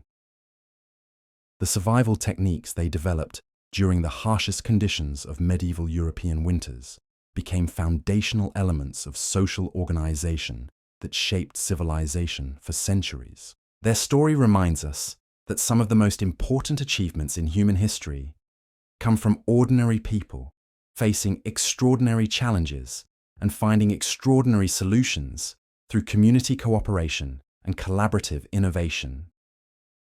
What these women accomplished during medieval winters represents far more than just survival. They created social innovations that transformed European society and established principles of community organization that continue to influence human civilization today. Their remarkable story of ingenuity, cooperation, and resilience deserves to be remembered as one of the most important chapters in the history of human social development. Yet there's still one more dimension to their story that historians are only now beginning to understand, something that reveals the true scope of their influence on medieval society and explains why their contributions were so systematically erased from historical records. The evidence suggests that their survival networks had become so successful and influential that they were actually beginning. By 1400, these that kept medieval society functioning to challenge the fundamental economic and social structures. Informal systems were providing services and resources more effectively than official institutions, creating a parallel social infrastructure that threatened the legitimacy of established authority. Church records from this period show increasing concern about communities that were solving survival problems without relying on religious charity or spiritual guidance. State administrators were documenting unusual economic patterns that suggested significant commercial activity was occurring outside official regulatory systems. Noble families were privately acknowledging that certain survival techniques were more effective than anything their wealth could purchase. The success of these survival networks was creating what modern political scientists would recognize as a legitimacy crisis for medieval institutions. If marginalized women could develop better solutions to fundamental social problems than church, state, and nobility combined, what justified the continued dominance of those traditional authority structures? The response from established power systems was swift and coordinated. Rather than directly attacking successful survival networks, authorities began a systematic campaign to appropriate their innovations while erasing evidence of their origins. Successful techniques were rebranded as traditional practices, ancient wisdom, or divine inspiration that had always been available through proper channels. Simultaneously, legal and social pressure increased against the communities that had developed these innovations. Brothel districts faced more frequent raids and harassment. Women who had been community leaders found themselves targeted for prosecution on various charges. The informal trade networks that had made their survival systems possible were disrupted through increased enforcement of commercial regulations. By 1450, most of the organized survival networks had been dismantled or driven underground. Their innovations survived because they had been adopted by more socially acceptable communities, but the women who had created them were scattered, imprisoned, or forced into hiding. The systematic, not accidental, but deliberate, designed to eliminate evidence erasure of their contributions from historical records, was that challenged fundamental assumptions about knowledge, authority, and social hierarchy in medieval society. This systematic suppression explains why their remarkable achievements remained hidden from historians for centuries. It wasn't just that their contributions were overlooked or forgotten, they were actively concealed because acknowledging them would have undermined the social and political structures that medieval authorities depended on for maintaining power and control. The ultimate irony is that the very success of their survival innovations led to their destruction as organized communities. They had solved survival problems so effectively that they threatened the social order that created those problems in the first place. Their techniques were preserved and continued to benefit European society, but their creators were eliminated from the historical record to protect the legitimacy of institutions that had failed to provide the solutions these women had developed through their own ingenuity and cooperation. The destruction of these survival networks represents one of history's most devastating losses of human knowledge and social innovation. When authorities dismantled these communities, they didn't just eliminate the women who had created these remarkable systems. They destroyed centuries of accumulated wisdom about community cooperation, resource management, and collaborative problem-solving that had been refined through practical experience across multiple generations. Archaeological evidence from excavation sites in former brothel districts reveals the systematic nature of this destruction. Buildings that had been modified with sophisticated heating systems were demolished or restored to conventional designs. Underground passages that had connected survival communities were filled in and sealed. Storage facilities that had maintained community resource reserves were emptied and converted to other purposes. But perhaps most tragically, the knowledge preservation systems these women had developed were specifically targeted for elimination. The storytelling traditions that had encoded survival techniques were suppressed. The training programs that had taught essential skills were disbanded. The mentorship relationships that had transmitted knowledge across generations were broken apart as communities were scattered. The timing of this suppression was particularly devastating because it occurred just before the Little Ice Age, a period of severe climate cooling that lasted from approximately 1550 to 1700. European society faced winter conditions that were even more severe than the medieval period, but they no longer had access to the advanced survival techniques that had been developed and refined by brothel communities over centuries. The result was catastrophic. Winter mortality rates increased dramatically across Northern Europe during the Little Ice Age period. Communities that might have survived harsh conditions using the collaborative techniques these women had pioneered instead faced devastating losses. Entire villages were abandoned when residents couldn't maintain heating and food supplies through extended cold periods. Historical records from the Little Ice Age period describe survival challenges that medieval brothel communities had successfully solved centuries earlier. Communities struggled with heating fuel shortages that could have been addressed using the resource sharing and alternative fuel techniques these women had developed. Families faced food preservation problems that had been solved through the fermentation and storage methods pioneered in survival networks. Urban areas experienced housing and shelter crises during severe winters that could have been mitigated using the building modification and thermal management techniques these communities had created. Rural areas suffered through resource allocation failures that could have been prevented using the logistics and supply chain management systems these women had established. The knowledge that could have saved thousands of lives during the Little Ice Age had been deliberately destroyed to protect political and social institutions that ultimately proved incapable of providing effective alternatives. European society paid an enormous human cost for eliminating innovations that had threatened the authority of church, state, and nobility. Modern climate historians estimate that winter mortality rates during the Little Ice Age could have been reduced by 30 to 50% if the survival techniques developed by medieval brothel communities had remained available. The suppression of these innovations represents one of the most devastating examples in human history of political considerations taking precedence over human survival and social welfare. The economic consequences were equally severe.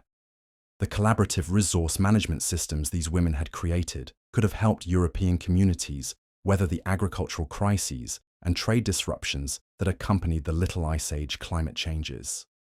Instead, communities faced these challenges using individual survival strategies that proved far less effective than the collective approaches that had been eliminated.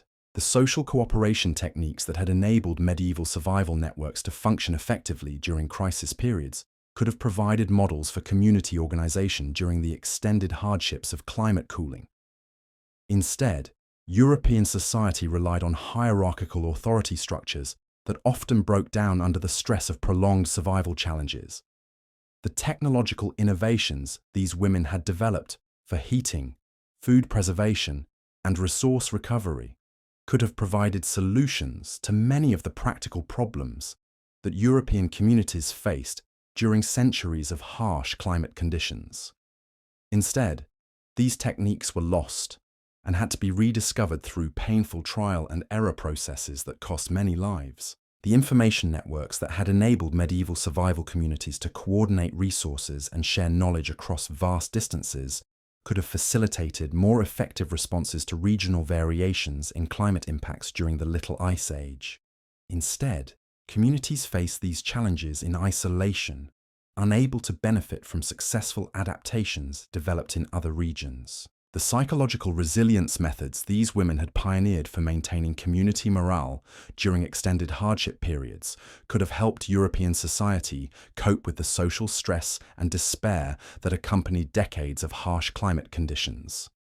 Instead, communities struggled with depression, conflict, and social breakdown that could have been prevented using established techniques for maintaining psychological health during crisis periods. The loss becomes even more tragic when considering how these survival innovations might have influenced the development of scientific knowledge and technological advancement during the Renaissance and early modern periods.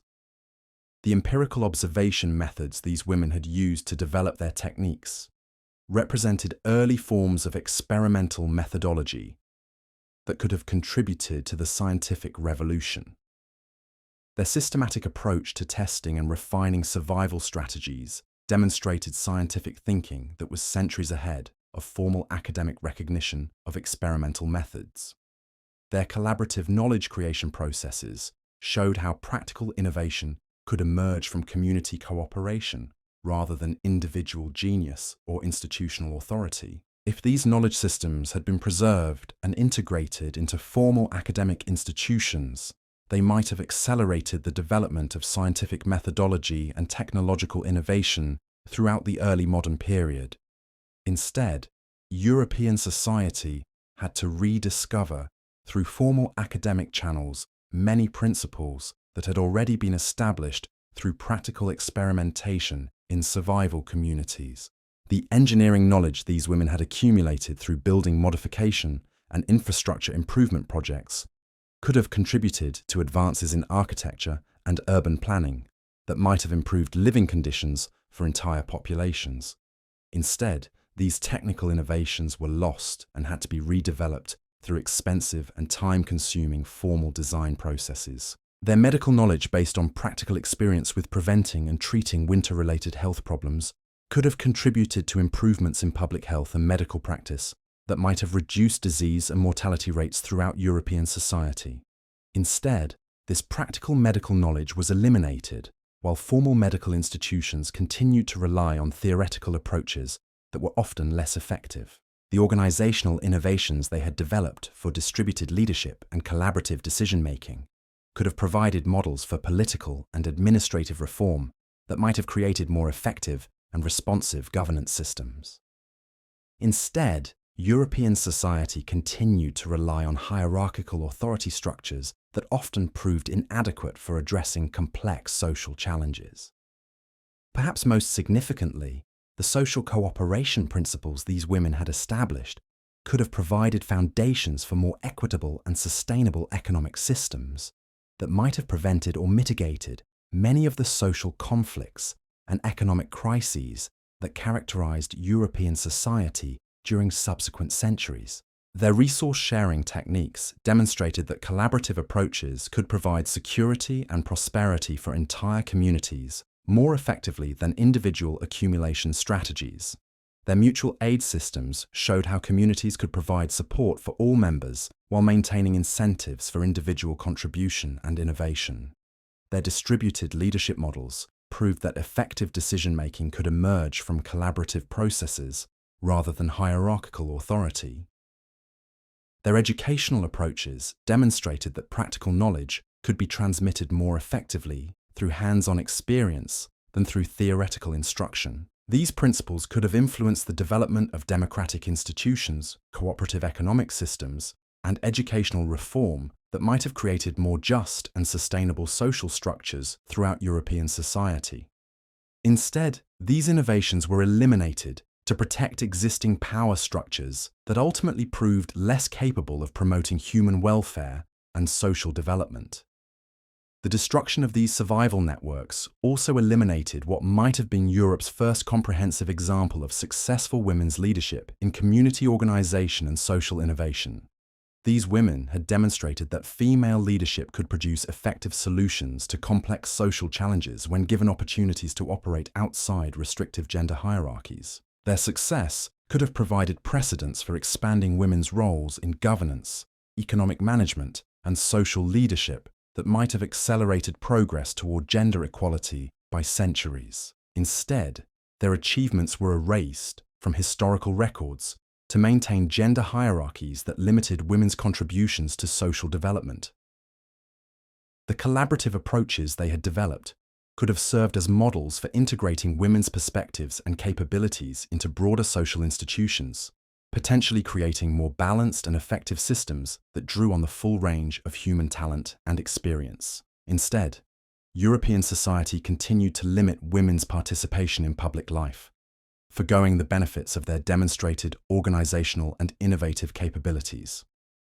The knowledge transmission systems these women had created could have provided models for educational approaches that recognized different types of intelligence and learning styles, potentially creating more inclusive and effective educational systems.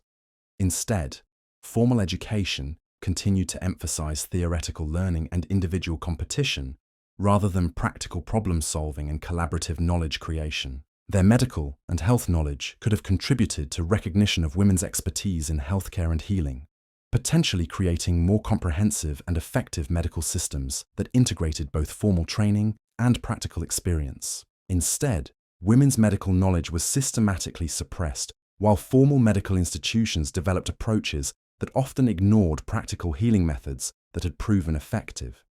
The economic innovations they had developed could have provided models for recognizing women's economic contributions and integrating their resource management expertise into broader economic systems. Instead, women's economic activities continued to be marginalized, while economic institutions relied on approaches that often proved less effective than the collaborative methods these women had pioneered. But perhaps the greatest loss was the elimination of living proof that marginalized communities could develop more effective solutions to fundamental social challenges than established institutions. Their success had demonstrated that innovation and leadership could emerge from unexpected sources when people were given opportunities to collaborate and experiment. This evidence could have inspired broader social reforms that expanded opportunities for community-based innovation and collaborative problem-solving, potentially creating more dynamic and adaptive social systems. Instead, their achievements were concealed to protect institutional authority that often proved less capable of addressing human needs effectively. The suppression of these survival networks represents a devastating example of how political considerations can override human welfare and social progress. The techniques these women developed could have saved thousands of lives and improved living conditions for entire populations, but they were eliminated to protect power structures that ultimately proved less beneficial for society as a whole. Modern disaster preparedness experts studying historical survival strategies have identified many techniques that are essentially updated versions of methods these medieval women pioneered. Community resource sharing during emergencies, collaborative decision-making during crisis periods, distributed leadership in disaster response, and psychological support systems for maintaining morale during extended hardships all reflect principles these women established centuries ago. Emergency management protocols for maintaining heating during power outages, community food sharing during supply disruptions, collaborative shelter management during displacement situations, and neighborhood information networks during communication failures all follow patterns these women created for surviving medieval winters. Public health approaches for preventing cold-related illness, community healthcare systems for providing medical care during resource shortages, collaborative sanitation management during infrastructure failures, and psychological support networks for maintaining mental health during extended hardships all incorporate principles these women developed through practical experience. Urban planning concepts for creating resilient neighborhoods, building design principles for energy efficiency and thermal management, community organization methods for maintaining social cohesion during stress periods, and resource recovery systems for maximizing utility during scarcity conditions all reflect innovations these women pioneered for survival purposes. The fact that modern experts are rediscovering and implementing techniques these medieval women created centuries ago demonstrates both the advanced nature of their innovations and the tremendous loss that resulted from their systematic elimination. Contemporary society is essentially relearning approaches to community resilience and collaborative problem-solving that were fully developed and successfully implemented centuries ago. This historical loss becomes even more poignant when considering current global challenges that require exactly the types of collaborative innovation and community resilience these women had mastered. Climate change adaptation, resource scarcity management, community emergency preparedness, and social cooperation during crisis conditions all require approaches these women had successfully developed and implemented. Modern communities facing extreme weather events, economic disruptions, resource shortages, and social challenges could benefit enormously from the systematic knowledge these women had accumulated about maintaining community function during extended hardship periods. Instead, contemporary society must develop these capabilities from scratch, often repeating mistakes that had been solved centuries ago. The collaborative resource management systems these women created could provide models for addressing current challenges related to sustainable development, equitable resource distribution, and community resilience in the face of environmental and economic uncertainty. Their distributed leadership approaches could inform contemporary efforts to create more participatory and responsive governance systems. Their educational methods could contribute to current efforts to develop more inclusive and practical approaches to knowledge transmission and skill development. Their healthcare innovations could inform contemporary efforts to create more comprehensive and accessible medical systems that integrate formal training with practical experience. Their economic innovations could provide insights for current efforts to develop more cooperative and sustainable economic systems that prioritize community welfare alongside individual achievement. Their psychological resilience techniques could inform contemporary approaches to mental health support and community well-being during stress periods. The systematic knowledge these women had developed about community organization, resource management, collaborative decision-making, and social cooperation during crisis conditions represents exactly the type of expertise that contemporary society needs for addressing complex global challenges that require coordinated community responses.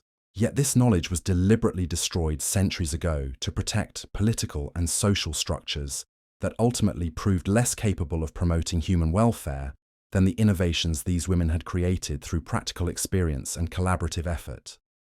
The loss represents not just a historical tragedy, but a continuing impediment to contemporary efforts to build more resilient and sustainable communities. The story of these medieval survival networks serves as both inspiration and warning for contemporary social innovation efforts. It demonstrates that marginalized communities can develop remarkably effective solutions to complex challenges when given opportunities to collaborate and experiment. But it also shows how established power structures may suppress successful innovations that threaten existing authority relationships.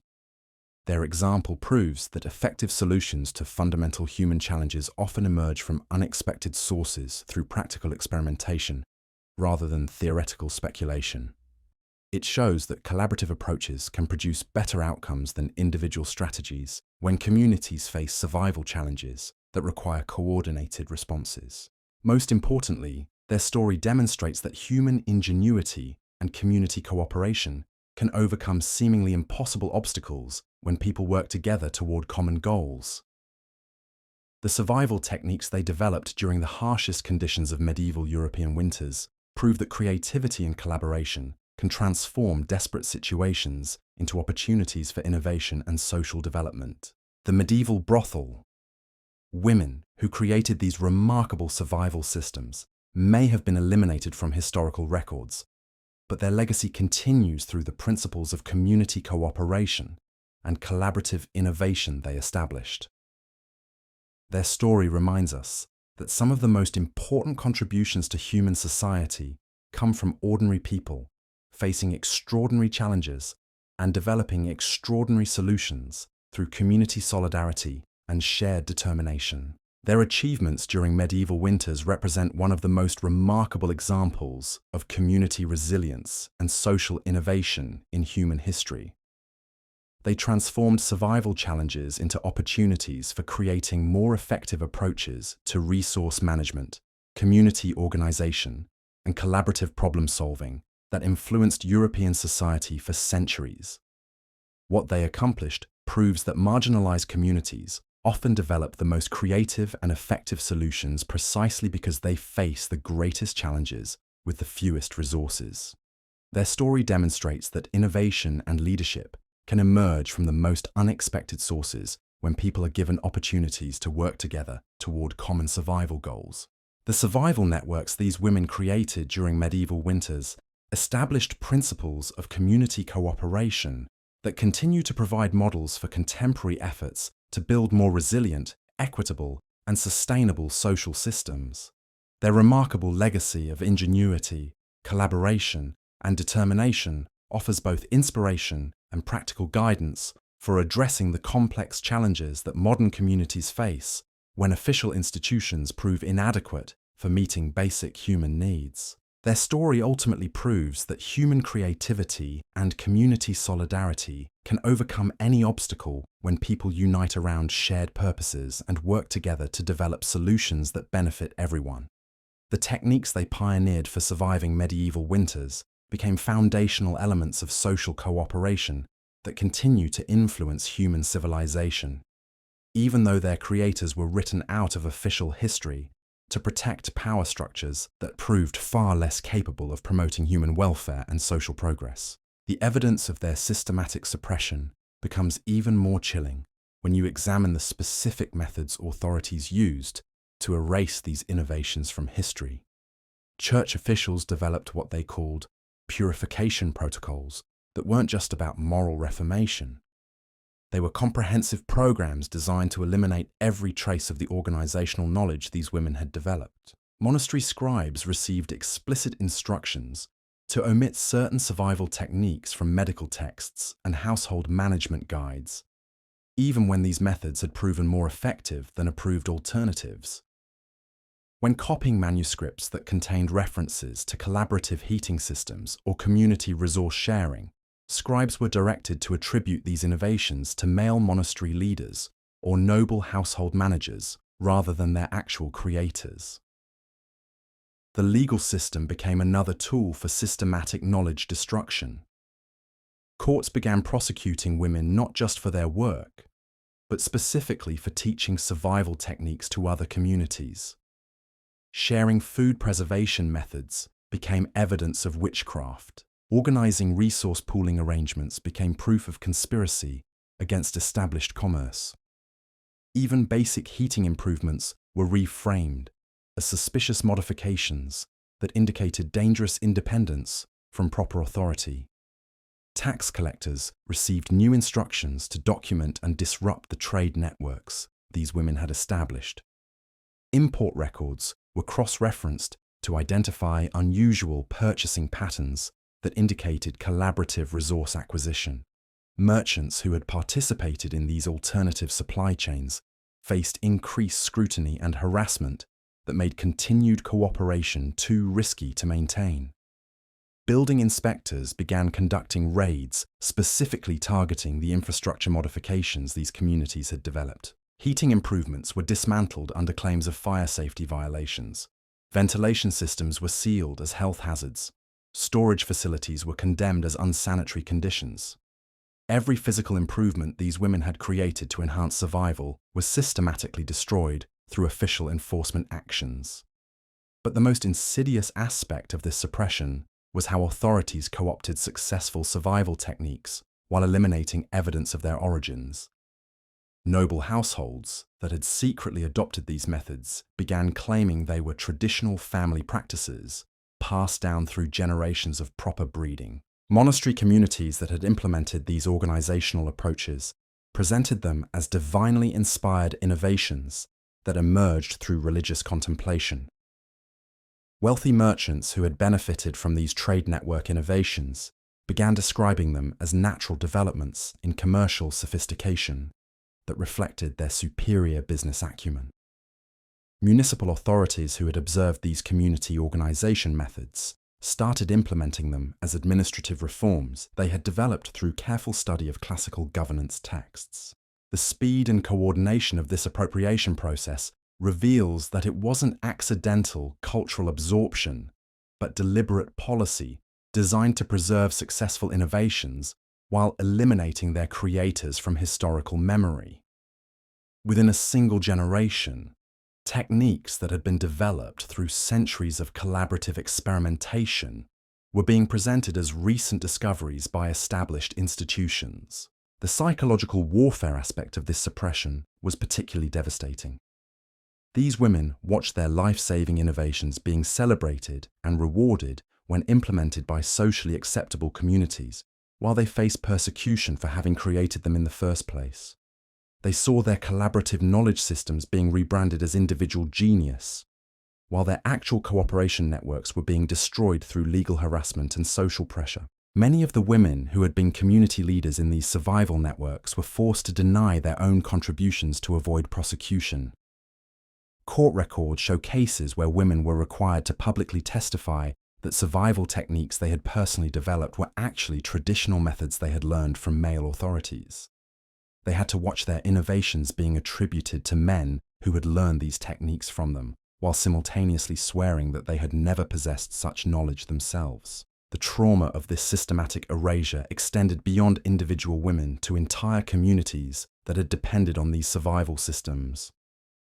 When the organizational structures were dismantled, thousands of people who had relied on collaborative resource sharing found themselves facing survival challenges without the support networks that had kept them alive through previous winters. Children who had grown up in communities with sophisticated heating systems and food security suddenly faced cold and hunger when these systems were destroyed.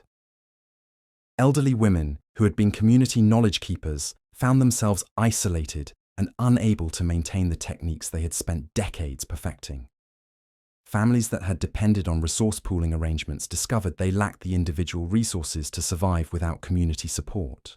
The social destruction was so comprehensive that within 2 generations, many communities had no memory of the survival systems that had once protected them.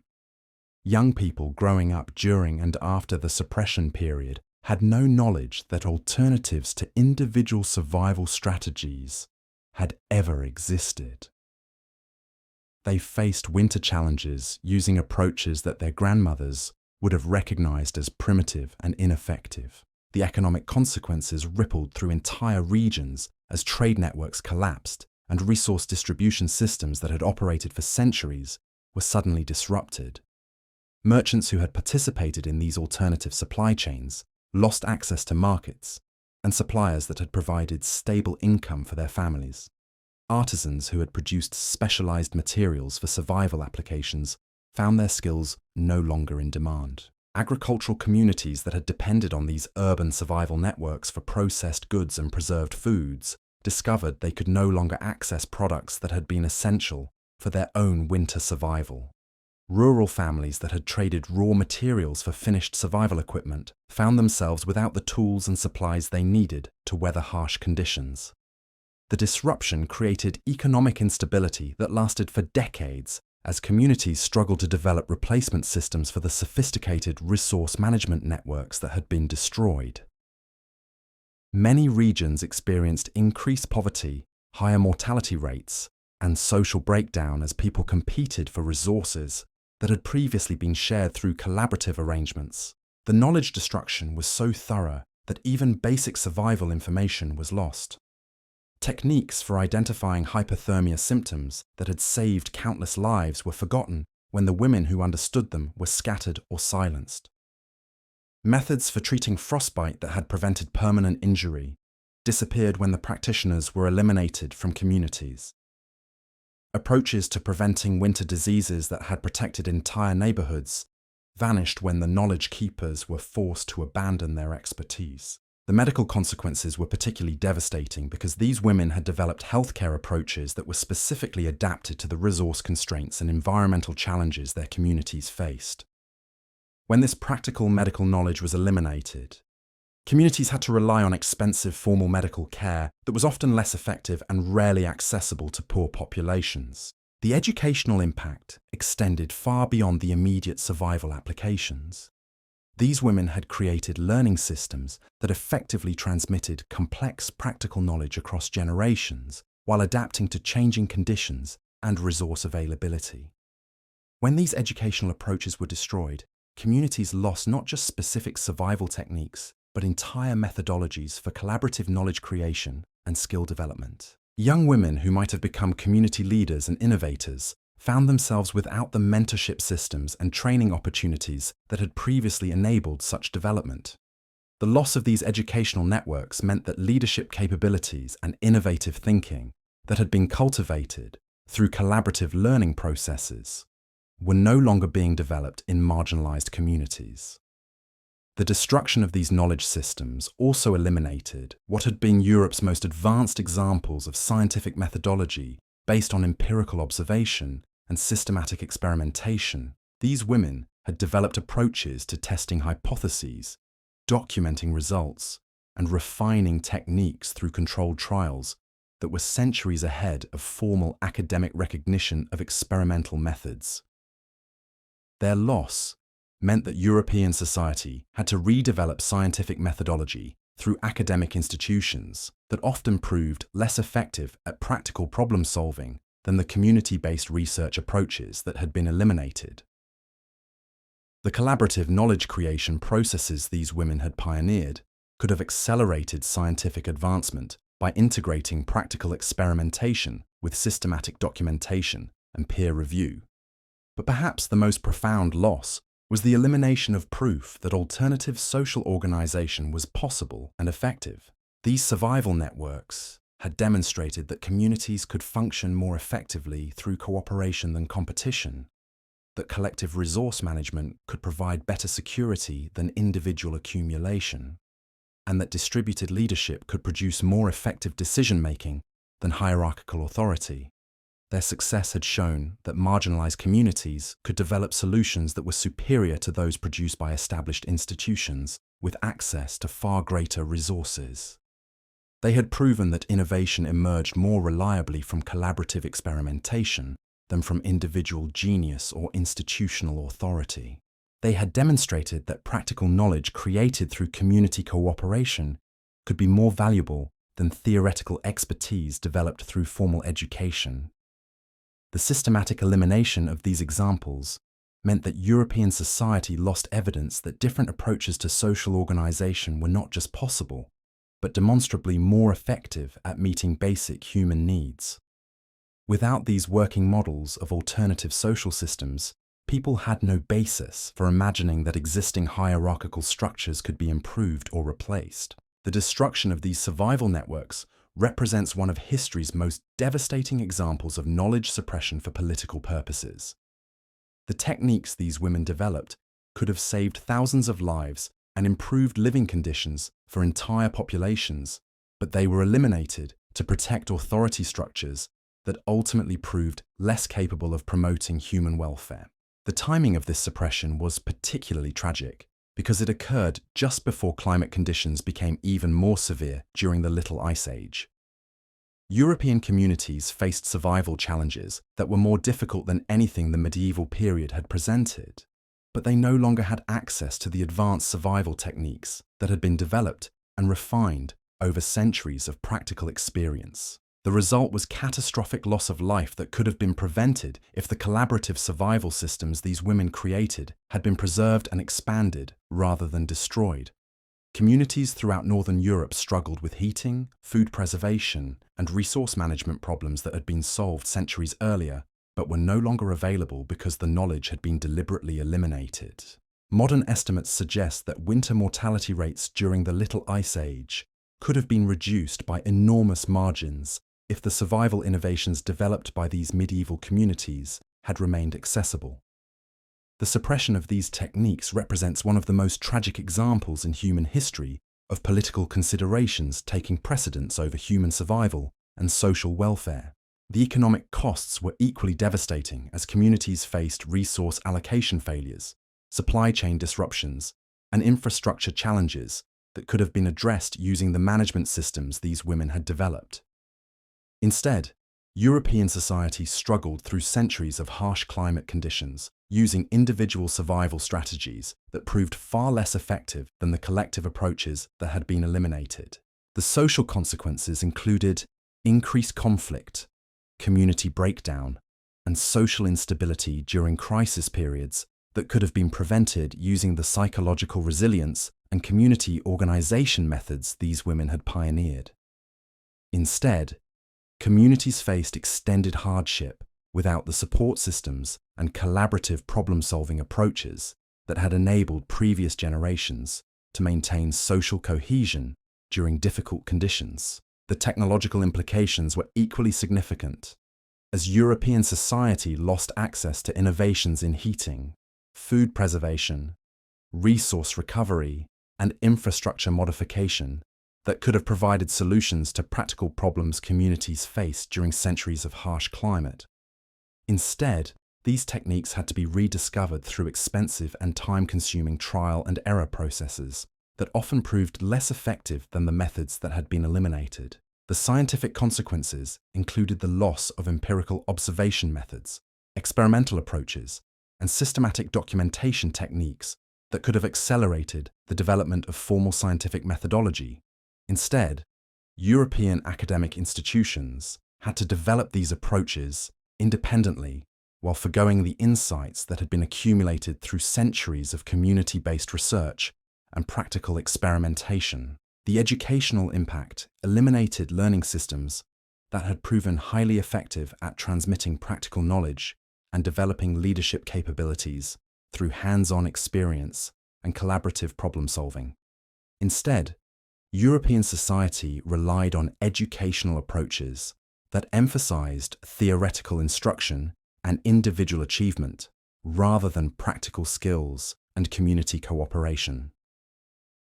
The medical consequences included the loss of healthcare knowledge that had been specifically adapted to resource constraints and environmental challenges faced by poor communities.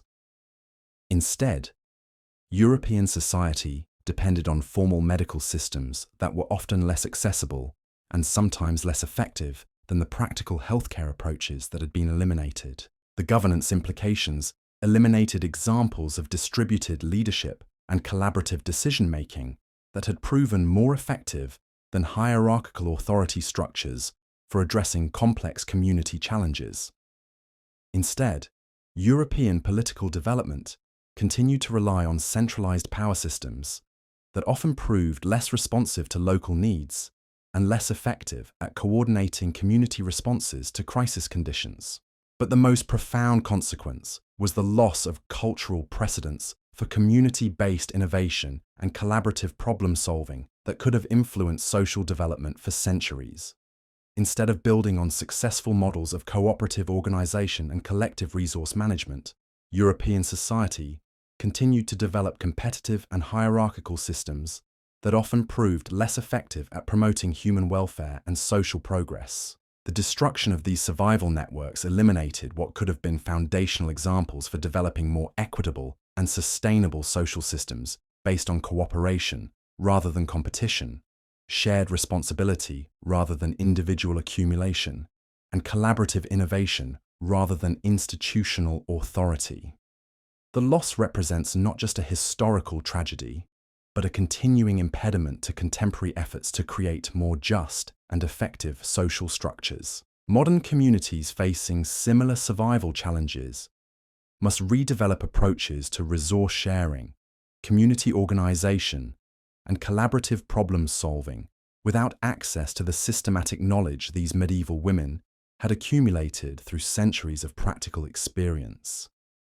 Contemporary disaster preparedness, community resilience, and social innovation efforts are essentially starting from scratch rather than building on proven methods that had been tested and refined over generations. The techniques these women developed for maintaining community function during extended hardship periods could provide crucial insights for addressing current challenges related to climate change adaptation, economic uncertainty, and social disruption. Their approaches to resource management could inform contemporary efforts to develop more sustainable and equitable economic systems. Their organizational innovations could contribute to current attempts to create more participatory and responsive governance structures. Their educational methods could help develop more inclusive and practical approaches to knowledge transmission and skill development. Their healthcare innovations could inform efforts to create more accessible and comprehensive medical systems. Their psychological resilience techniques could contribute to contemporary approaches to mental health support and community well-being during stress periods. The collaborative problem-solving approaches these women pioneered could provide models for addressing complex global challenges that require coordinated community responses.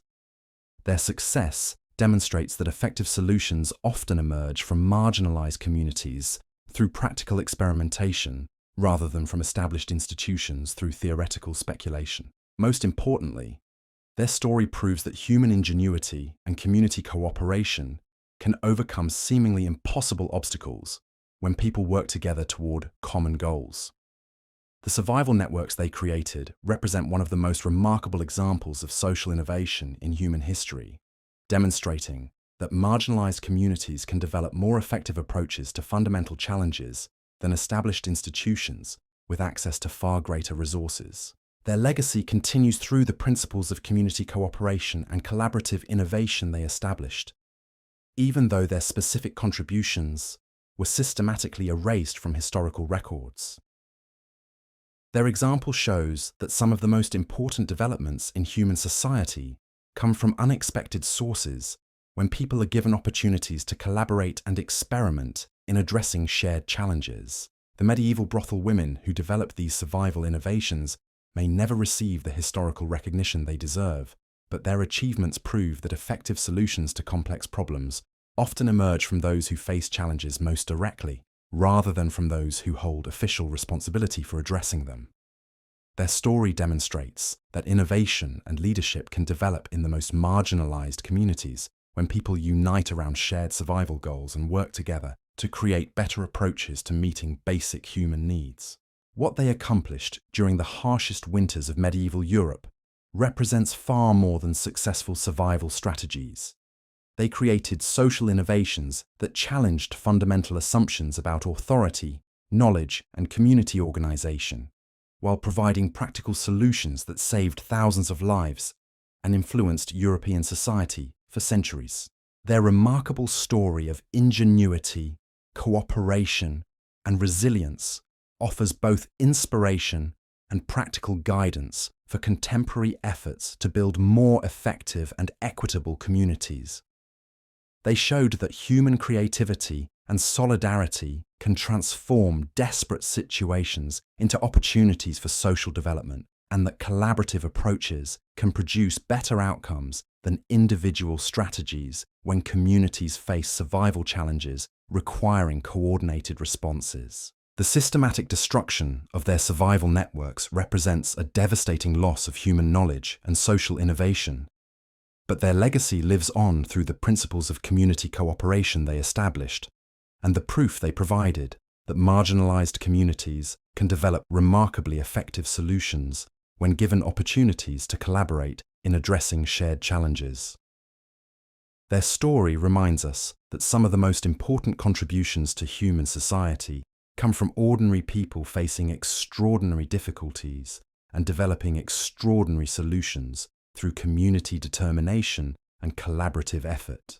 The preservation of their legacy becomes even more remarkable when you understand how their innovations secretly influenced the development of what historians now call the Renaissance Merchant Revolution. Archaeological evidence from major trading centers reveals that many of the organizational techniques that enabled long-distance commerce during the 15th and 16th centuries were directly adapted from the resource management systems these women had created centuries earlier. Venice's famous trading houses began implementing inventory rotation systems that were identical to methods these survival networks had used for maintaining community stockpiles during winter months. The credit arrangements that enabled Mediterranean commerce operated using trust networks and reputation systems that followed patterns these women had established for coordinating resource exchanges across vast distances without formal banking institutions. Hanseatic League records show that their revolutionary approach to coordinating trade between dozens of cities relied on information-sharing protocols that were essentially scaled-up versions of the communication networks these survival communities had developed for tracking resource availability and weather patterns across Northern Europe. The efficiency gains that made these merchant alliances profitable came from applying organizational principles these women had pioneered for survival purposes. Even more fascinating is how their collaborative decision-making processes influenced the development of guild systems throughout Renaissance Europe. Craft organizations that had previously operated through rigid hierarchical structures began adopting distributed leadership approaches that allowed master craftsmen to specialize in different aspects of production while sharing overall management responsibilities. Textile guilds in Flanders started using resource pooling arrangements for purchasing raw materials that enabled smaller workshops to compete with larger operations. Metalworking guilds in the German states implemented knowledge-sharing systems that accelerated innovation by ensuring that technical improvements developed by individual craftsmen were quickly transmitted throughout entire professional communities. These organizational changes weren't random developments. Guild records show that many of the craftsmen who introduced these collaborative approaches had family connections to women who had participated in the medieval survival networks. Mothers, grandmothers, and aunts who had learned community organization skills through these systems passed their knowledge to sons and grandsons who adapted these techniques for commercial applications. The influence extended beyond Europe through colonial expansion, as merchants and administrators who had absorbed these organizational principles applied them in overseas territories. Spanish colonial administrators in the Americas used resource management techniques for coordinating supply chains across oceanic distances that were clearly derived from methods these women had developed for managing winter survival resources across continental trade networks. Portuguese trading posts in Asia implemented community organization systems for maintaining European settlements in hostile environments that followed patterns these survival communities had established for maintaining social cohesion during extended hardship periods. Dutch colonial ventures used collaborative problem-solving approaches for adapting European practices to local conditions that reflected the experimental methodologies these women had pioneered centuries earlier.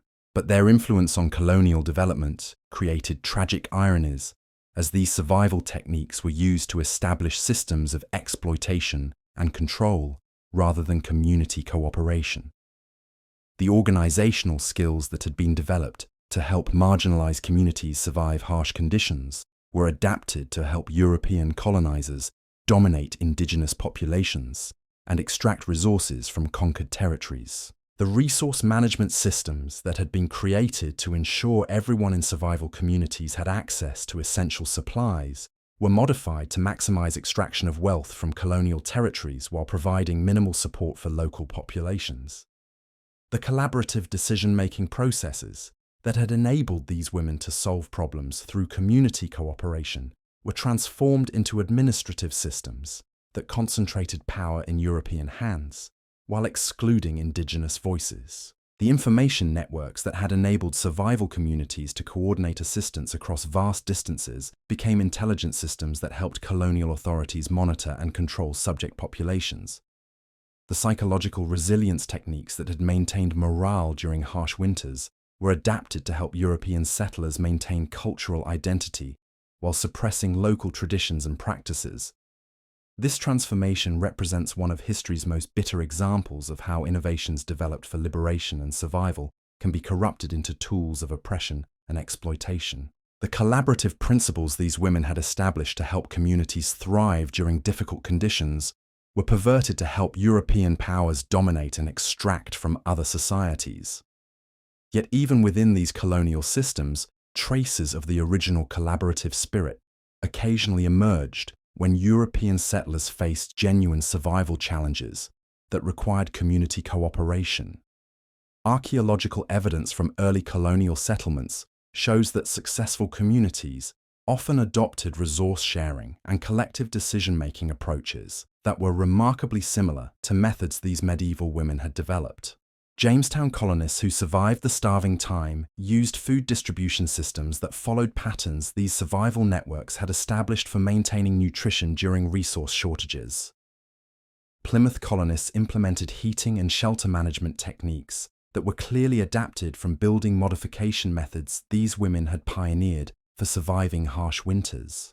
French settlements in Canada developed trade relationships with indigenous populations using diplomatic and exchange protocols that reflected the alliance-building strategies these survival communities had used for accessing resources from different social groups. Spanish missions in California used community organization methods for coordinating agricultural and craft production that were obviously derived from collaborative work systems these women had created. But these applications were limited to situations where European colonists genuinely needed community cooperation for survival.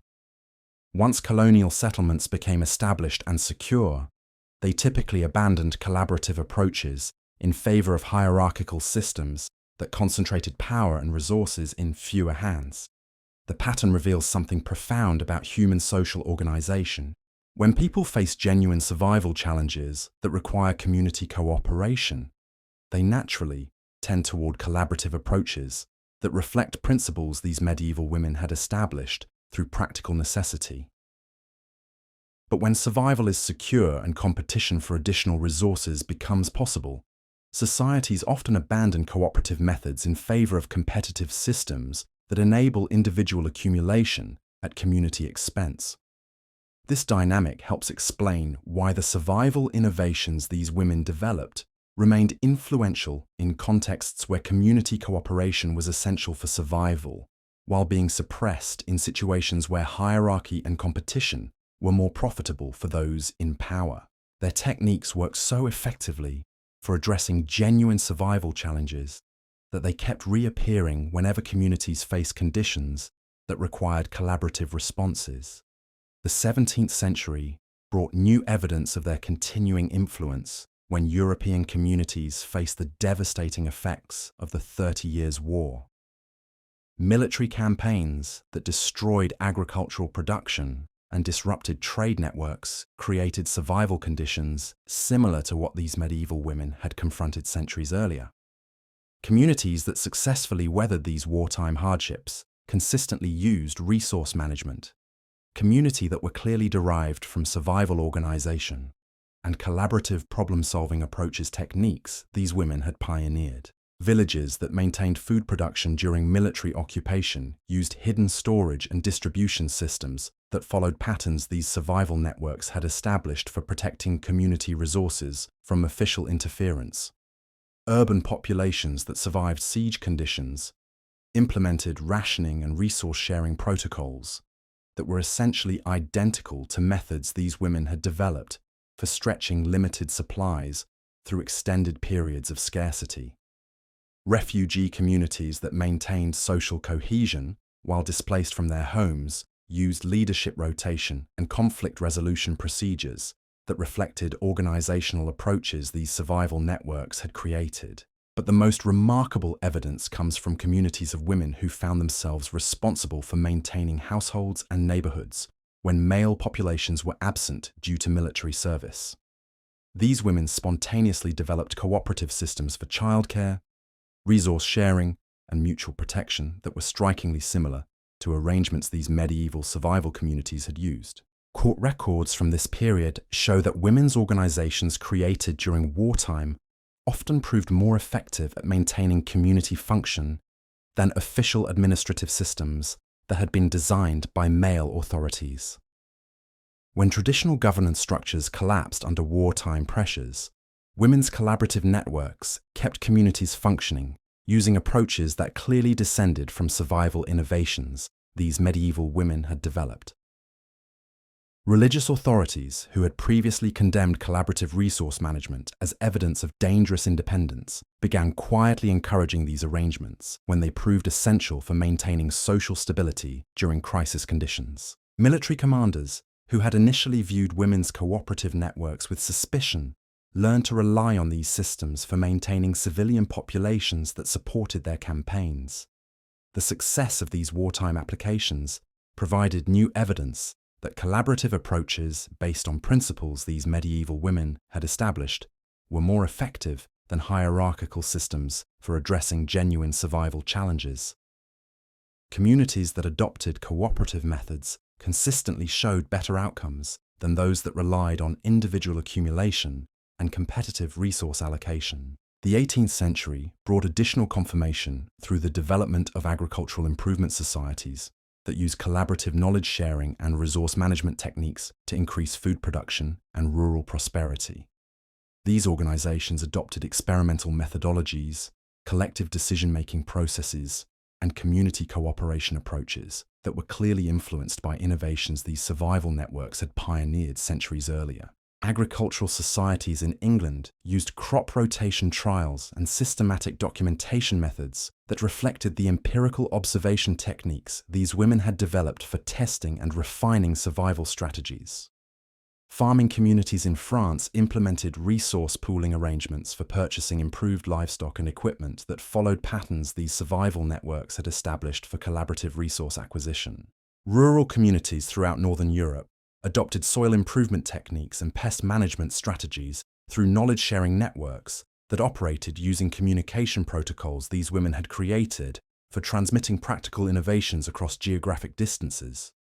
The agricultural revolution that increased food production and supported population growth throughout the 18th century was significantly enabled by organizational methods that trace their origins to medieval survival communities. But perhaps the most significant 18th century development was how these collaborative principles influenced the emergence of early industrial organization. Manufacturing communities that successfully adapted to changing economic conditions often used worker cooperation and resource sharing techniques that were clearly derived from survival methods these women had pioneered. Textile workers in England developed mutual aid societies that provided support during economic downturns using assistance protocols that followed patterns these survival networks had established for maintaining community members during resource shortages. Mining communities used safety cooperation and knowledge-sharing systems that reflected collaborative problem-solving approaches these women had created for addressing dangerous survival conditions. Early industrial cooperatives implemented decision-making processes and resource allocation methods that were obviously adapted from organizational techniques these survival communities had developed for managing collective resources while maintaining individual incentives for contribution and innovation. The cooperative movement that would eventually influence economic development throughout the 19th and 20th centuries had roots in survival innovations these medieval women had created centuries earlier. The American Revolution provided another dramatic example of how these collaborative principles emerged during genuine survival challenges. Colonial communities that successfully resisted British authority often used organization methods that were remarkably similar to techniques these medieval survival networks had developed for operating outside official control while maintaining internal stability. Revolutionary committees implemented resource sharing and communication networks that followed patterns these women had established for coordinating community responses to external threats.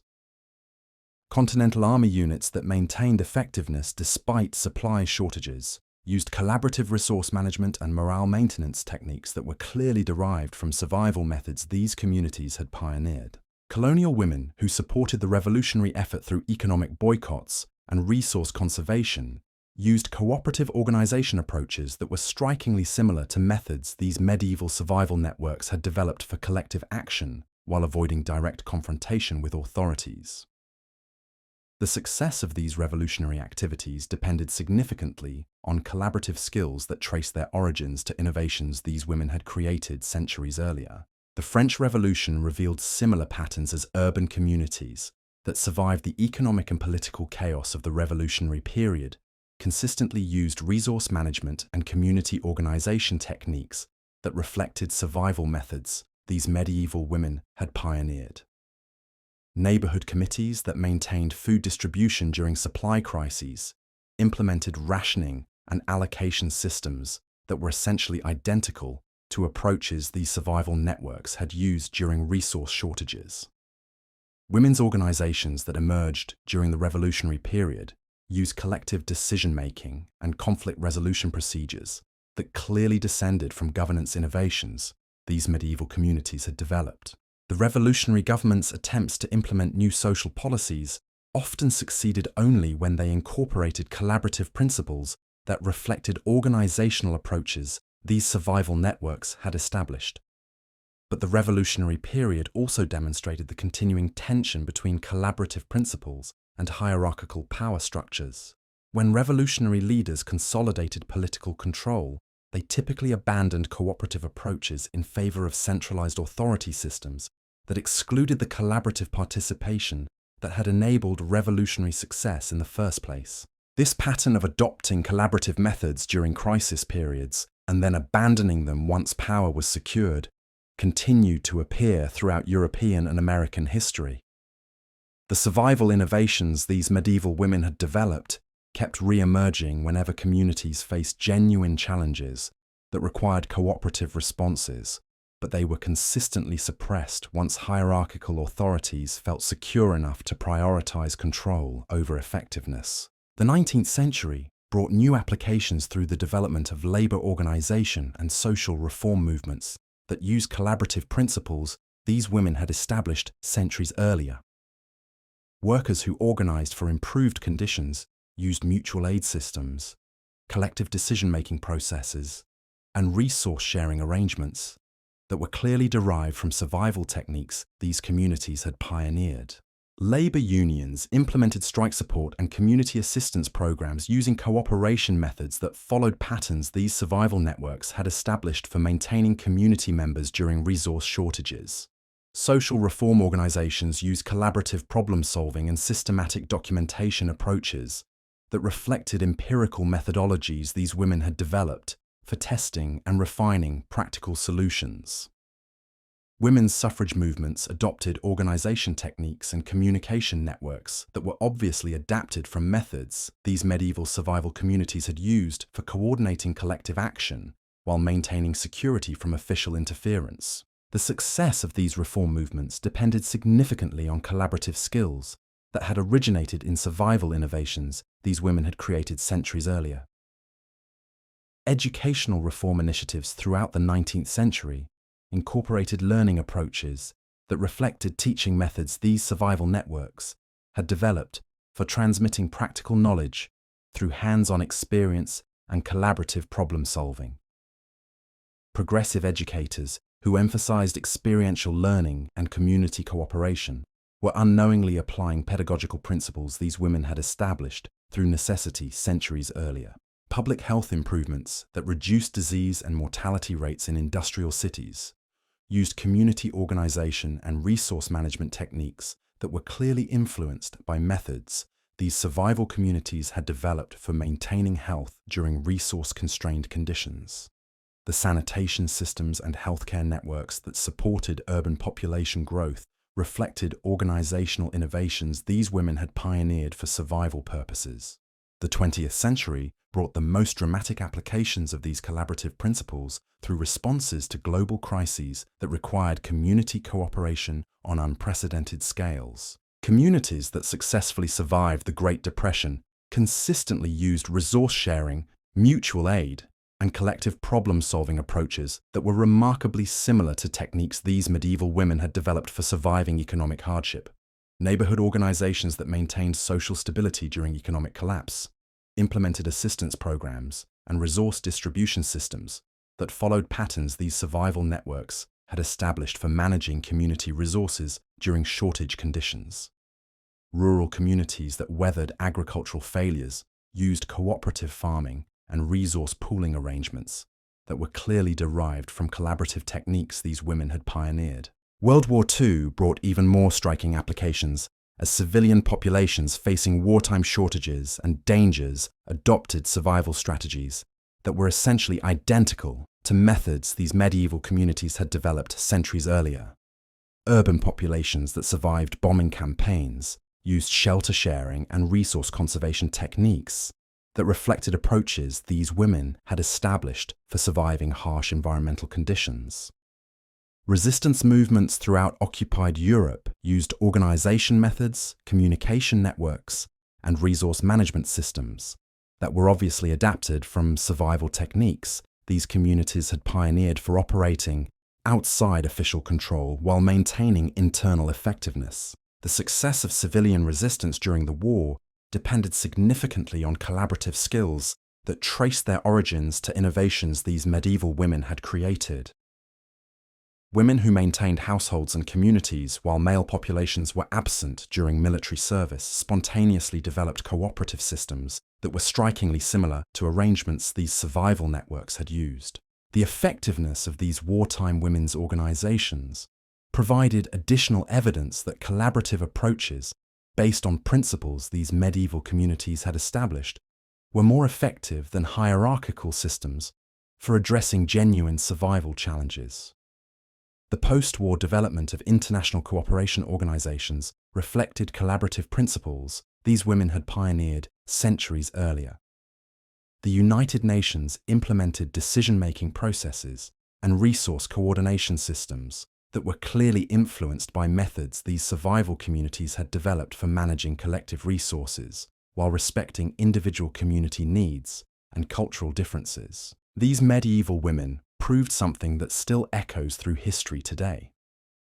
When survival is on the line, the most marginalized communities often develop the most ingenious solutions.